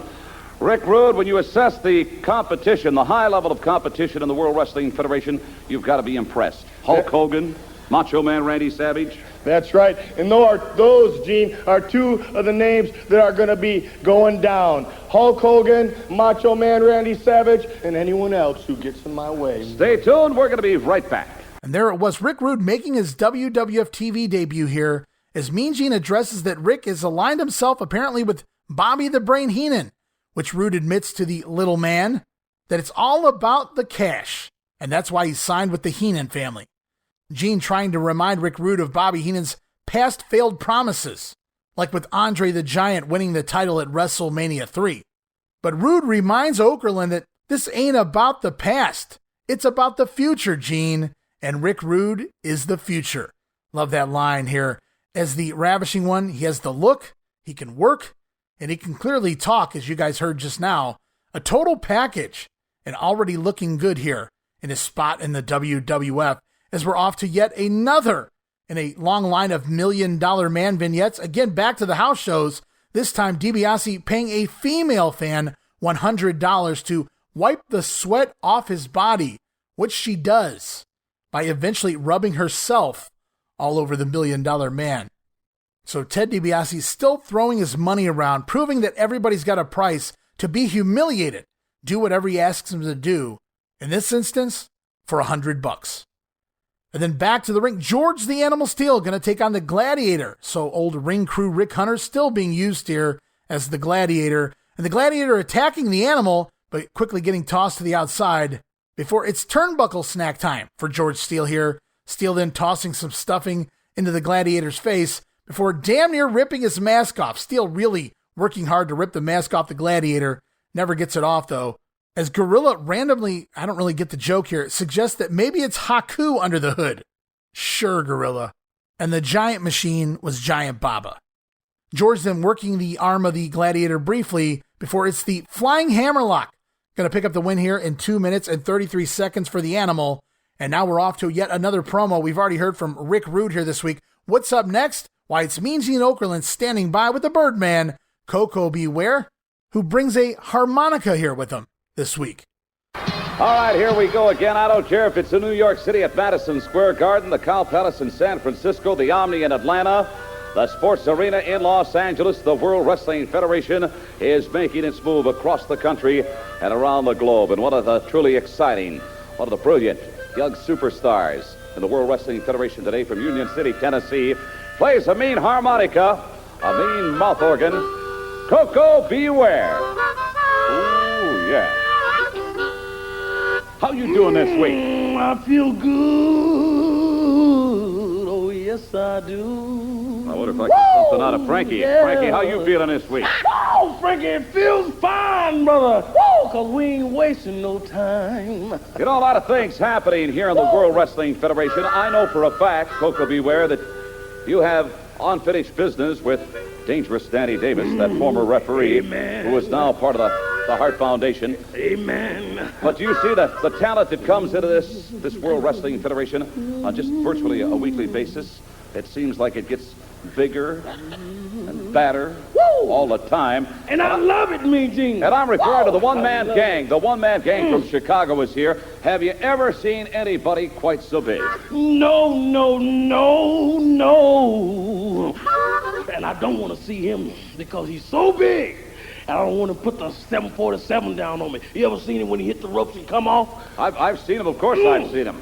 Well, I'm telling you, ain't too many guys been able to get up. Well, he displays awesome strength, but then at nearly 7 feet tall, nearly 500 pounds, he should. Koko B. Ware, things going for you. You're on a roll. You're red hot and loving it. I'm flying all over the world with the World Wrestling Federation. Whoa! Come out and see Here's something else. Koko B. Ware and mascot Frankie, and stay tuned. We're going to be right back. So there it is, Koko rocking the harmonica and doing a damn good job at it, I should add. And we're talking Danny Davis and apparently the one-man gang as well. That sounds like a mismatch. But Koko references the 747 splash of the one-man gang, which if Koko had actually been watching the matches, he'd know that Gang hasn't used that finisher here one time in the WWF. Yet, anyway. As we are then treated to a Little Beaver vignette. We see Little Beaver enjoying an ice cream bar here. He says he uses it to cool off every time he gets hot, thinking about what King Kong Bundy did to him at WrestleMania 3. So we're still harping on that. Are we, little beaver? And then it's back to the ring. Killer Khan out here. Mr. Fuji in his corner going to take on David Studemeyer. Is Khan with some traditional sumo rituals shortly before attacking and mauling poor Studemeyer. And it's one hard, nasty, loud chop. Going to drop Studemeyer down to the mat. And then from there, Khan with a thrust kick. Fuji distracting the referee, allowing Killer to lay in the green mist. And a backbreaker going to put Studemeyer in place for the top rope knee drop. Killer Khan picking up the win, 2 minutes and 58 seconds. And no mistake, Khan using that green mist in every match right now to get it over and to get the Killer over for his matches with Hulk Hogan on the house shows. Up next here on Challenge, in case you got the Hogan Khan Snake Pit on Superstars, we see the Mr. T and Danny Davis Snake Pit now here on Wrestling Challenge, just to make sure everyone sees the goings-on between Dangerous Danny and Mr. T. Thank heavens for that. And then off to the ring for Jim Powers and Paul Roma back together as a team after about a month separated. And this time out, they're going to take on the fun duo of Steve Lombardi and Barry Horowitz. Powers and Roma in control early on and looking good with the basics until Lombardi counters a Roma reverse monkey flip by stomping him right between the eyes. Then the heel's going to take over on Pretty Paul after a Lombardi gutbuster. Horowitz then in the ring with some snug moves as well, including a thrust kick and a knee lift well placed. Bobby Heenan putting Barry over until Horowitz misses a middle rope leg drop, and then it's hot tag time to partner Jimmy Powers. And you hear like maybe two people scream in the crowd, so the fans not really into this one, and there's really been nothing wrong with the action, but just maybe a little bland, I guess. Powers in with a nice Powers slam. See what I did there on Barry Horowitz, but Steve Lombardi in to break up the cover. Gorilla Monsoon now also putting over Barry Horowitz at this point in the matchup. Is Barry back in control, hooking Powers in a front face lock, but misses the blind tag to Paul Roma, who comes sailing in off the top rope, sunset flip onto Horowitz, and Paul Roma going to pick up the win here for the future Young Stallions. Powers and Roma go over in 4 minutes and 20 seconds. And we've seen the soon-to-be-named Young Stallions beat the Shadows on some house show matches that have aired on Primetime Wrestling, but this marks their first official pinfall win on syndicated TV. And they're back together at the TV tapings, and it looks like the WWF going to take that next step with them after all. 4 months in the making, Powers and Roma celebrating their first big syndicated win here on Wrestling Challenge. And up next, boy, they're going to make use of this thing in a hurry. It's Craig DeGeorge standing by with a special interview on the platform yet again, this time on Challenge. Craig DeGeorge going to interview Bobby the Brain Heenan, who introduces the King, Harley Race, to the peasant fans here. And with Piper's Pit gone and Missy's Manor clearly not happening, the WWF made the call to move the secondary interview segment, the Snake Pit, over from Wrestling Challenge to WWF Superstars. And since we've gotten some backstage interviews by Craig DeGeorge from time to time in its place here on Challenge, apparently now the special interview platform going to replace where the Snake Pit was here on Wrestling Challenge in the past. And the very first guest, well, we know it was Butch Reed on Superstars, and here on Challenge, it's the King, Harley Race, along with manager Bobby Heenan. As Harley Race, he doesn't ask the fans, but rather demands the fans get up on their feet and bow to him in servitude. And from there, it's a fairly generic promo here with basic heel comments being made by the King, trying to get over his gimmick, which he's already had now for over a year. Bobby Heenan then claiming that Harley will cap off his career as the next WWF champion, which was kind of weird because Race really, he hasn't done anything of note on TV since like WrestleMania 3 with the dog, and he's worked Hogan once, if not twice, on most of the house show markets and at least every major market. And this interview just feels like they said, hey, Harley hasn't done anything in a while. Let him go out there and talk for a couple of minutes. This really didn't go anywhere at all. And here we go back to the ring. It's the one-man gang. Slick in his corner going to take on Eric Cooper. So apparently it was a different squash I was thinking of last week on the Grenade. But rest assured, the gang did go over there. But here it is this week. The gang going to take on Eric Cooper as we get an insert promo from the Slickster, upset with the managers laying claim to Bam Bam Bigelow when the brother is his. Bobby Heenan claiming on commentary that Slick is just jealous because it's the Brain who has Bam Bam. Back to the action as the gang dominates from bell to bell, landing the Gourd Buster and scoring the win here in 1 minute and 37 seconds. As we close out this edition of Wrestling Challenge, one more promo lined up this week. This time, Mean Gene standing by with the Mouth of the South, Jimmy Hart, Tag Team Champions, the Hart Foundation, as well as the Intercontinental Champion, the Honky Tonk Man. All right, we've got the Hart Foundation here in full force this week. Jimmy Hart, come on in. You've got to be living in a veritable pressure cooker. You've got the Intercontinental Champion of the world. You've got the Tag Team Champions.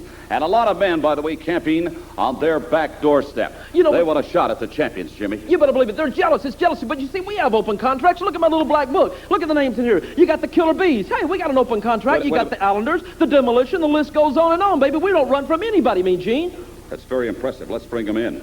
Tag Team Champions of the world, Bret the Hitman Hart and Jim the Anvil Knight. You know something, Jimmy? You said jealousy. I think you hit the nail right on the head. Ever since the Hart Foundation has become world champion, all of a sudden everyone's wearing pink. Why is this? I haven't. Because they're jealous. They're jealous of what we've got. They're just downright greedy. Can I bring up some? Tunney wears pink. Can I bring up some names, gentlemen? The Rougeau brothers, the Killer Bees. Oh yes, there are more. The fabulous Rougeau brothers. Have you noticed the fabulous Rougeaus? Bulldogs. Revenge of the Nerds. Where are the Bulldogs? Yeah, where are the Bulldogs? That stupid dog. You know where they are? They're gone. They're out of here. Hightail it out of here. The history. Then you got who else? Who else is there? Well, there's just... Who else? Killer Bees? You gonna call Killer Bees a threat to the world champions? Yes. Let me ask you a question. Why is it that every member of the Hart Foundation is a world's champion? All the belts are ours. What about Danny Davis?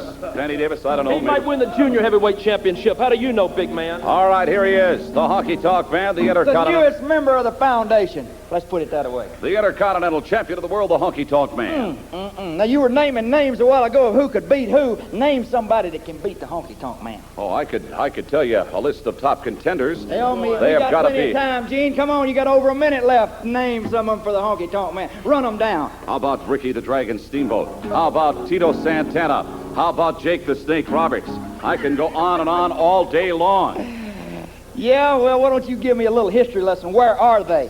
They're Why here. aren't they around challenging the Honky Tonk Man? They're alive and well in the World Wrestling But Federation. they're afraid to challenge me now because of what I did to them in the past. See, Jake the Snake, he felt this right here. Ricky the Dragon Steamboat, he felt this right here. Tito Santana, he felt this one right here. And they're not around anymore. There's nobody can beat me.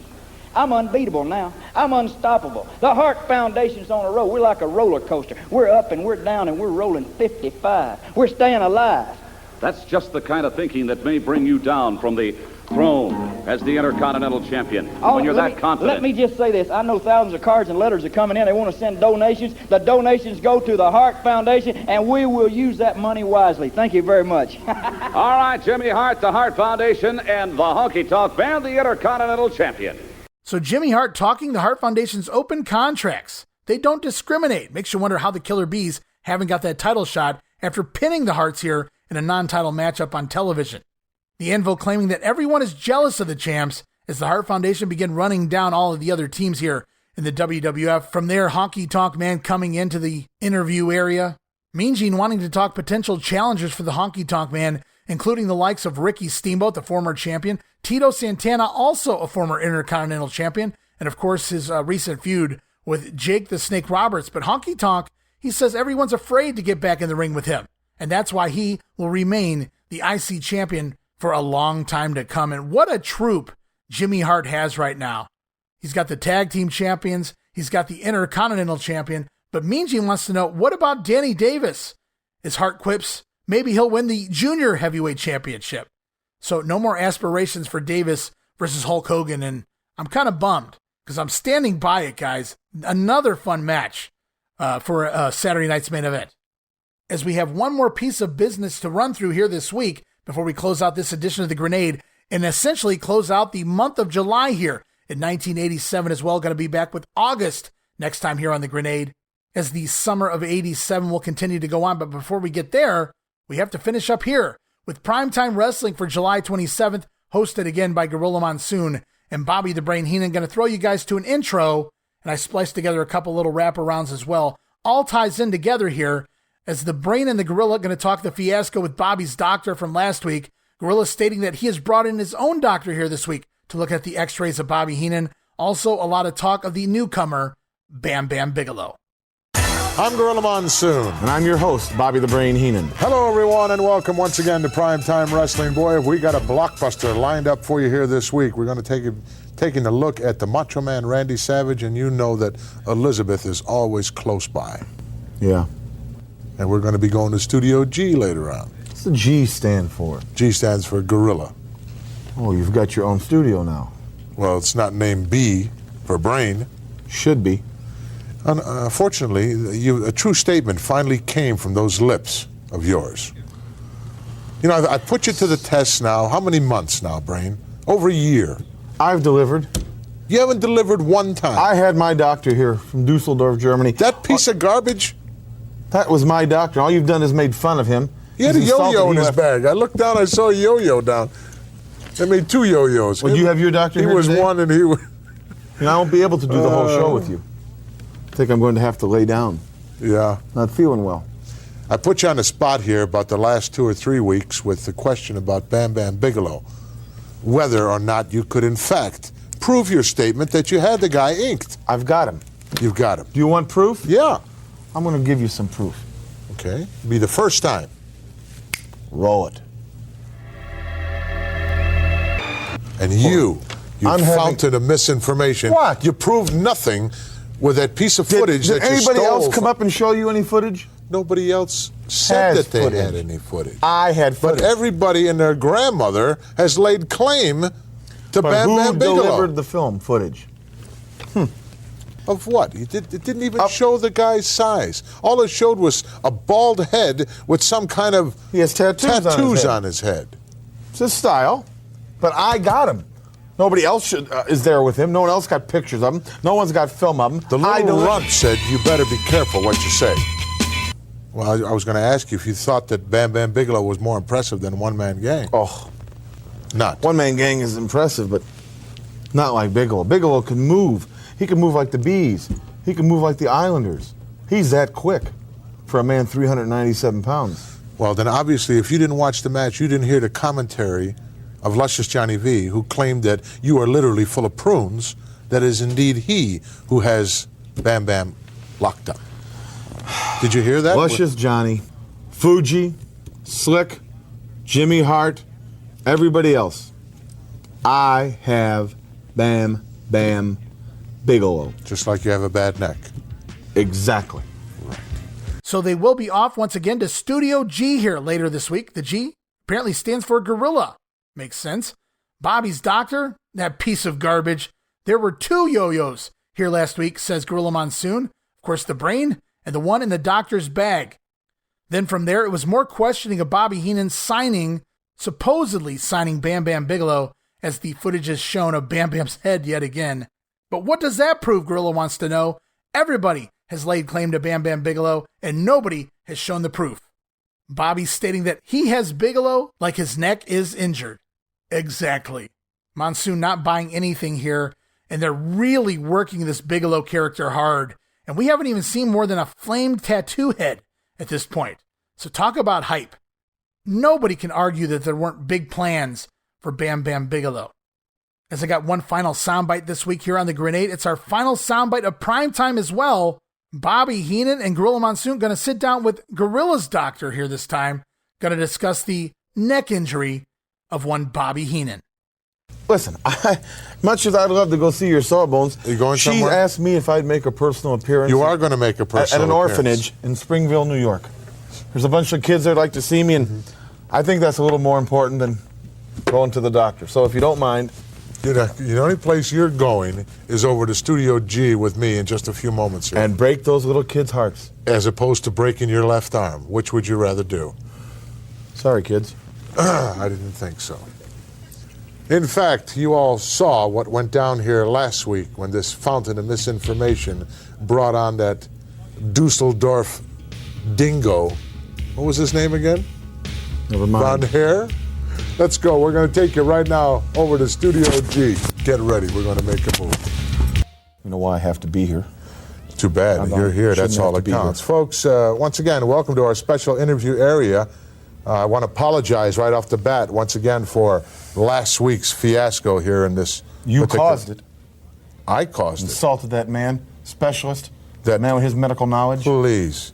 That goofball from Dusseldorf that you brought in here with a duck sound under his arm. Give me a break, Brain. I shouldn't even have to be out here. That just shows you what kind of a You're part of this program, are you not? Yes, but I don't have to be insulted. I don't know what you got coming out here. You don't know what I'd like to tell you at this particular point in time, and to tell all you folks out there watching Prime Time this week, we have, in fact, one of the premier doctors from New York City and a dear friend of mine. I'd like to bring him out at this time, Dr. George Nelson. Doctor, welcome. How do you do, Mr. Montgomery? Welcome to Primetime Wrestling. Nice to be here. Bobby the Brain Heenan, please sit down. How do you do, Mr. Heenan? Not Pleasure too well, to meet you. not too well. Well, he claims he's not Sorry doing to too hear well, Doc. I've been claiming now for several months that this guy's been gold bricking, and he contends that he has a serious neck injury. He tried to prove it here last week on Primetime Wrestling, but bringing in some fictitious person. That man's a specialist. No doubt you've heard of Herr Dr. von Brandenburg. No, I'm sorry, Mr. Heenan, I haven't. Maybe you just don't get around then. I don't know. Well, maybe he doesn't. Possibly. He practices always in Europe, I'm not sure. I haven't met him at conventions, the international conventions. They did, in fact, Dr. Nelson, bring these x-rays with them Thank last you. week. I'd like to examine those. Stating that they were the most current x-rays of the brain's neck. I had a little problem with that. I would like you to take a quick look at them. Well, I can tell you the person in these x-rays has definitely sustained some very serious injuries to the cervical vertebrae. As a matter of fact, there are 2 hairline cracks, now they're not yet healed, in the pedicle of 2 of the vertebrae. That, by the way, these injuries would seriously affect the nerves and the muscles of the neck. You're not They'd be bad, very, son, very, very You're not painful. bad at all. However, Mr. Heenan, I should point out, yes. Yeah, this one. I'd like to get away from the neck area here a little bit and look right down. What does this tell you? Well, I was coming right to that because the person in these x-rays is not you, Mr. Heenan. You mean not me? Well, not at all. This is a young woman, I would say age 21 to 25 from the bone structure. Well, then he switched them on me. He switched x-rays on me. Well, I had legitimate x-rays out here. Every time I brought them, I had legitimate x-rays. All I know is these are the x-rays of a young woman in her 20s, and she has sustained injuries to the neck. Those are, in fact, the x-rays that Butte from Dusseldorf Doesn't look like a woman to me. Last week. It is. Let me ask you this, Tell the Dr. bone Nelson. structure. Could you, in the short time we have, could you physically take a look at the brain's neck and try to give us some idea of whether there is indeed some kind of an injury involved? You're not putting, don't get off that chair. You're not putting your hands on me, jerk me around and hurt my neck again. It's not going to jerk you around. It's just going to take a look, Brain. You are a doctor. Oh, of course I am. Why don't you turn this way a little bit? You wouldn't mind, Let let me That's it. just... You can take that off, though. He doesn't really need that anyway. Ooh. And I'll be very gentle. Let me just feel the muscles and Look how up they there, react. Neck braces. Would you mind turning your head just a little bit Not this too way far, while I Doc. feel? Give us No, an ah. How that's about all an right. Ooh. Oh, there's Okay. an ooh, yeah. Thank you. Get the oohs and ahs in there. Well, I would like to see the x-rays, of course. I'm sure you but, would, Doc. Well, could you, in your own professional opinion, could you make a statement saying that this guy does or does not, in fact, have some kind of a neck injury? I think I could. You see, I've just tested some of his neurological reactions and muscular reactions to my fingers here. And I would say, to borrow a phrase you used a few moments ago, it's not medical, but it'll do, I think he's a gold brick. Oh, what? I love now, it. first of all, I don't have to stand out here and take any guff from you or you or anybody else. To your neck. No, there is an injury to my neck. No. I'll see you in court. I'll have every lawyer, I'll have everybody in the world disbar you and have you'll be pumping gas in Newark, pal. I'm hurt 100%. Care what the hell you say. Oh, look at, he got very excited and forgot. Terribly sorry, I didn't mean to upset him. He forgot, in fact, that he had taken off his neck brace. He was functioning quite nicely without it, as was my intention all the time, that he is not injured. Doc, I want to thank you very much for enlightening me and enlightening all our primetime viewers. Well, thank you very much. Appreciate you for taking Pleasure your to be here. valuable I'm time sorry down I'm upset here. in that way, though. And we'll be back in just a moment. And we started that soundbite, Bobby Heenan trying to weasel his way out of it, but after a little, we'll call it encouragement from Gorilla Monsoon, off to Studio G they go, where Gorilla has a real doctor take a look at Bobby Heenan's x-rays. It's Dr. George Nelson of New York, who says the cervical vertebrae x-rays show 2 cracks in the neck. The problem is, the person in the x-ray is a young woman. It can't be Bobby Heenan. As the doctor takes a look, removes the neck brace of one Bobby the Brain going to check the neck. And in his professional opinion, using the words of Gorilla Monsoon, he does believe the Brain is gold bricking here. He's faking it. There's no injury at all. Heenan, in a rage, jumping up, no-selling his neck, throwing a tantrum, and stomps off the set, not realizing he's without that neck brace, which further ensures Gorilla Monsoon this thing is all a work from Bobby Heenan. And perhaps he was faking it all along. And I get the comedy, and it's been fun here, Bobby Heenan milking this neck injury, if you will, with the neck brace for several months now. But I hate that they imply that maybe Heenan was never hurt to begin with, because that initial spot with Ken Patera snapping Heenan's neck with that belt was just an awesome bump by Bobby Heenan, and job well done. So I think we go with the initial diagnosis of a sprained neck, as Bobby Heenan stated when we started this entire thing several months ago. And then later in the primetime program, and this one's fun, so I wanted to bring it up here. I want you guys to go check out this episode if you can, July 27th of primetime. They do another bit. Bobby Heenan finally returning to the primetime set with a new black neck brace, and we'll find out where the white one went in just a second. The two men shoot to a match, but then coming back from that match, Gorilla Monsoon appears to be reading the WWF magazine. He has it up over his face so you can't really see him. And when he pulls it down, it's Gorilla Monsoon wearing the white neck brace. He's hurt too now. Two guys in neck braces here on primetime, and I hadn't seen this in so long. I didn't know it was coming. I thought it was a little weird. Gorilla Monsoon had the magazine over his face trying to read it, but when he pulled it down, it all made sense, mocking the Brain by wearing a neck brace. Well, I'm hurt too now, Brain, so you got to run the show. So it's the usual LOL here by Gorilla Monsoon, Bobby Heenan, and again, I wasn't expecting it, so I popped. And as we close up the month of July, the WWF has been hammered with roadblock after roadblock in regards to their storylines and feuds they plan to develop over the spring and summer. Remember all the top baby faces that were planned underneath Hulk Hogan? Hacksaw Jim Duggan, Jake the Snake Roberts, Ricky Steamboat, Brutus Beefcake. Well, Hacksaw's fired, Jake Roberts injured, then suspended. Steamboat requesting time off immediately after winning the IC title, putting him in the doghouse as well. Brutus Beefcake getting over, but at a slower than expected pace, I suppose. Likely and mostly due to the opponents, or lack thereof. So Hacksaw Duggan and his opponent Iron Sheik are gone. Ken Patera comes in. On paper, the story with Bobby Heenan sounds fun, but not getting over to the level needed. They continue with the story anyway, and as you'll see, Patera about to go down to injury as well. Bam Bam Bigelow, a planned heel upon arrival here, until all the babyface issues force the WWF to abruptly pivot and make him a babyface when he arrives here in the WWF. And you have to believe there's no doubt that Bigelow was in line for a top spot down the road against Hulk Hogan in that WWF title.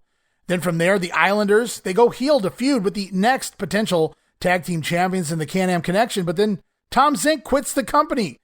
The top babyface team are no more, leaving Martel stranded and the Islanders screwed. Briefly anyway. Then, of course, there was the Midnight Rockers, perhaps the next big babyface thing as well. And they're fired after one night. And with Zenk quitting, no doubt the Rockers would have easily been the next team up for the tag team belts. So Martel, a little lucky there. Superstar Graham is back as well, feuding with the Natural Butchery. But how long will Graham be able to go?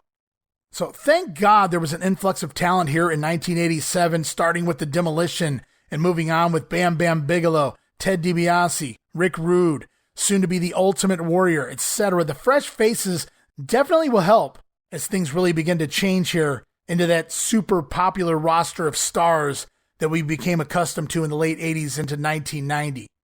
And when you look back to everything post-WrestleMania 3 up until now, it's been a real rebuilding period here for the World Wrestling Federation, and one they weren't expecting. And yet somehow, they've never been in trouble here. We've never noticed it on TV. TV is always entertaining week after week. And this is just a period in time where the WWF, they could simply do no wrong. Or at the very least, it went unnoticed for the most part. Just an amazing time as a fan of the WWF, and it'll continue to grow. Sometimes the term machine has been thrown around when referencing things and even referencing the World Wrestling Federation, but that's what they are right here by 1987, a very well-oiled machine, and it only gets more polished as time goes on. And as time goes on, we go off the air here this week for the Grenade, finishing it up here after that edition of Primetime Wrestling. And my final thoughts, shout out to Jerry Springer, R.I.P. My final thoughts on the state of the WWF here at the end of July in 87, but we head into a new month beginning with the next episode of the Grenade. I'm talking about the month of August. And while there was no SummerSlam in 87, at some point over the next couple episodes, I'm going to introduce you guys to my fantasy SummerSlam 87 card. What would I have done had SummerSlam existed in 1987? What do I think the card would have looked like? Well, I look at all the injuries, I look at some of the guys who have left the company, and I eliminate all of that, and I try to make sense out of what's left and the storylines going on TV right now as well. Anybody can throw a bunch of big names in the ring against each other in quote-unquote fantasy book, but I'm going to try to bring some realism to the card here. Ray Russell's SummerSlam 87 coming soon to the Grenade Show. And a reminder, you guys can follow me on Twitter at Wrestling Grenade. It's at RASSLIN Grenade. Also follow and like me, Facebook.com/Wrestling Grenade. And be sure to subscribe to our YouTube channel, YouTube.com/Wrestling Grenade. And last but certainly not least, it's very helpful. I really appreciate those who have joined. Lots of new patrons in recent weeks. You guys join in on the fun too. All sorts of gifts for that low price at the $5 all access tier over at patreon.com/WrestleCopia. That address again, patreon.com/WrestleCopia. Yes, there are multiple tiers to choose from, but just give me a go at that $5 all access tier. Get you all sorts of gifts for just $5, including all of my insanely detailed show notes for 3 of the shows here on the WrestleCopia brand. Plus early access to many of the podcasts, digital downloads for your viewing and reading pleasure, the Patreon exclusive watch-along series, and so much more. No subscription, cancel anytime, guys. So give it a try. Once again, patreon.com/WrestleCopia. If you guys have a few bucks burning a hole in your pocket, or you're looking for that next podcast network to help support, I'm not going to lie to you guys. I'm not a millionaire. I'm not pretending to be a millionaire. I'm supporting a family of 10. I've got 8 kids, guys. So every penny you guys give me goes right back here into paying the bills at the WrestleCopia Podcast Network. And with all of that said, another day out of the way, another Grenade on the way, August 87 in the World Wrestling Federation right around the corner. But for now, it's time to say goodbye here on the Grenade. But as you know by now, we will be back with episode 89. Make sure you guys are there for it. So for now, this is Ray Russell saying from pillar to post and coast to coast, you pull the pin and I'll pick up the pieces right here on the Wrestling Memory Grenade. I'll see you next week. Don't miss it. Be there!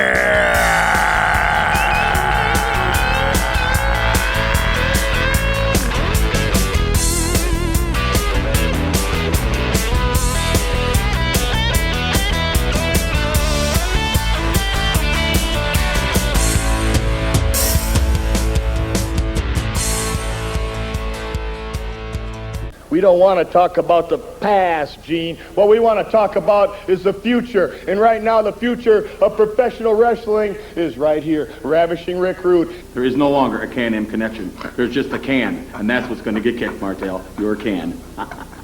When times got tough, my partner left me. But I'll tell you something, and I'll tell you something to you Islanders. I am not a quitter. I'm a fighter. Axe, I'm curious, why do you insist upon calling me Harvey? You've done that for the I have never called you Harvey, Howard.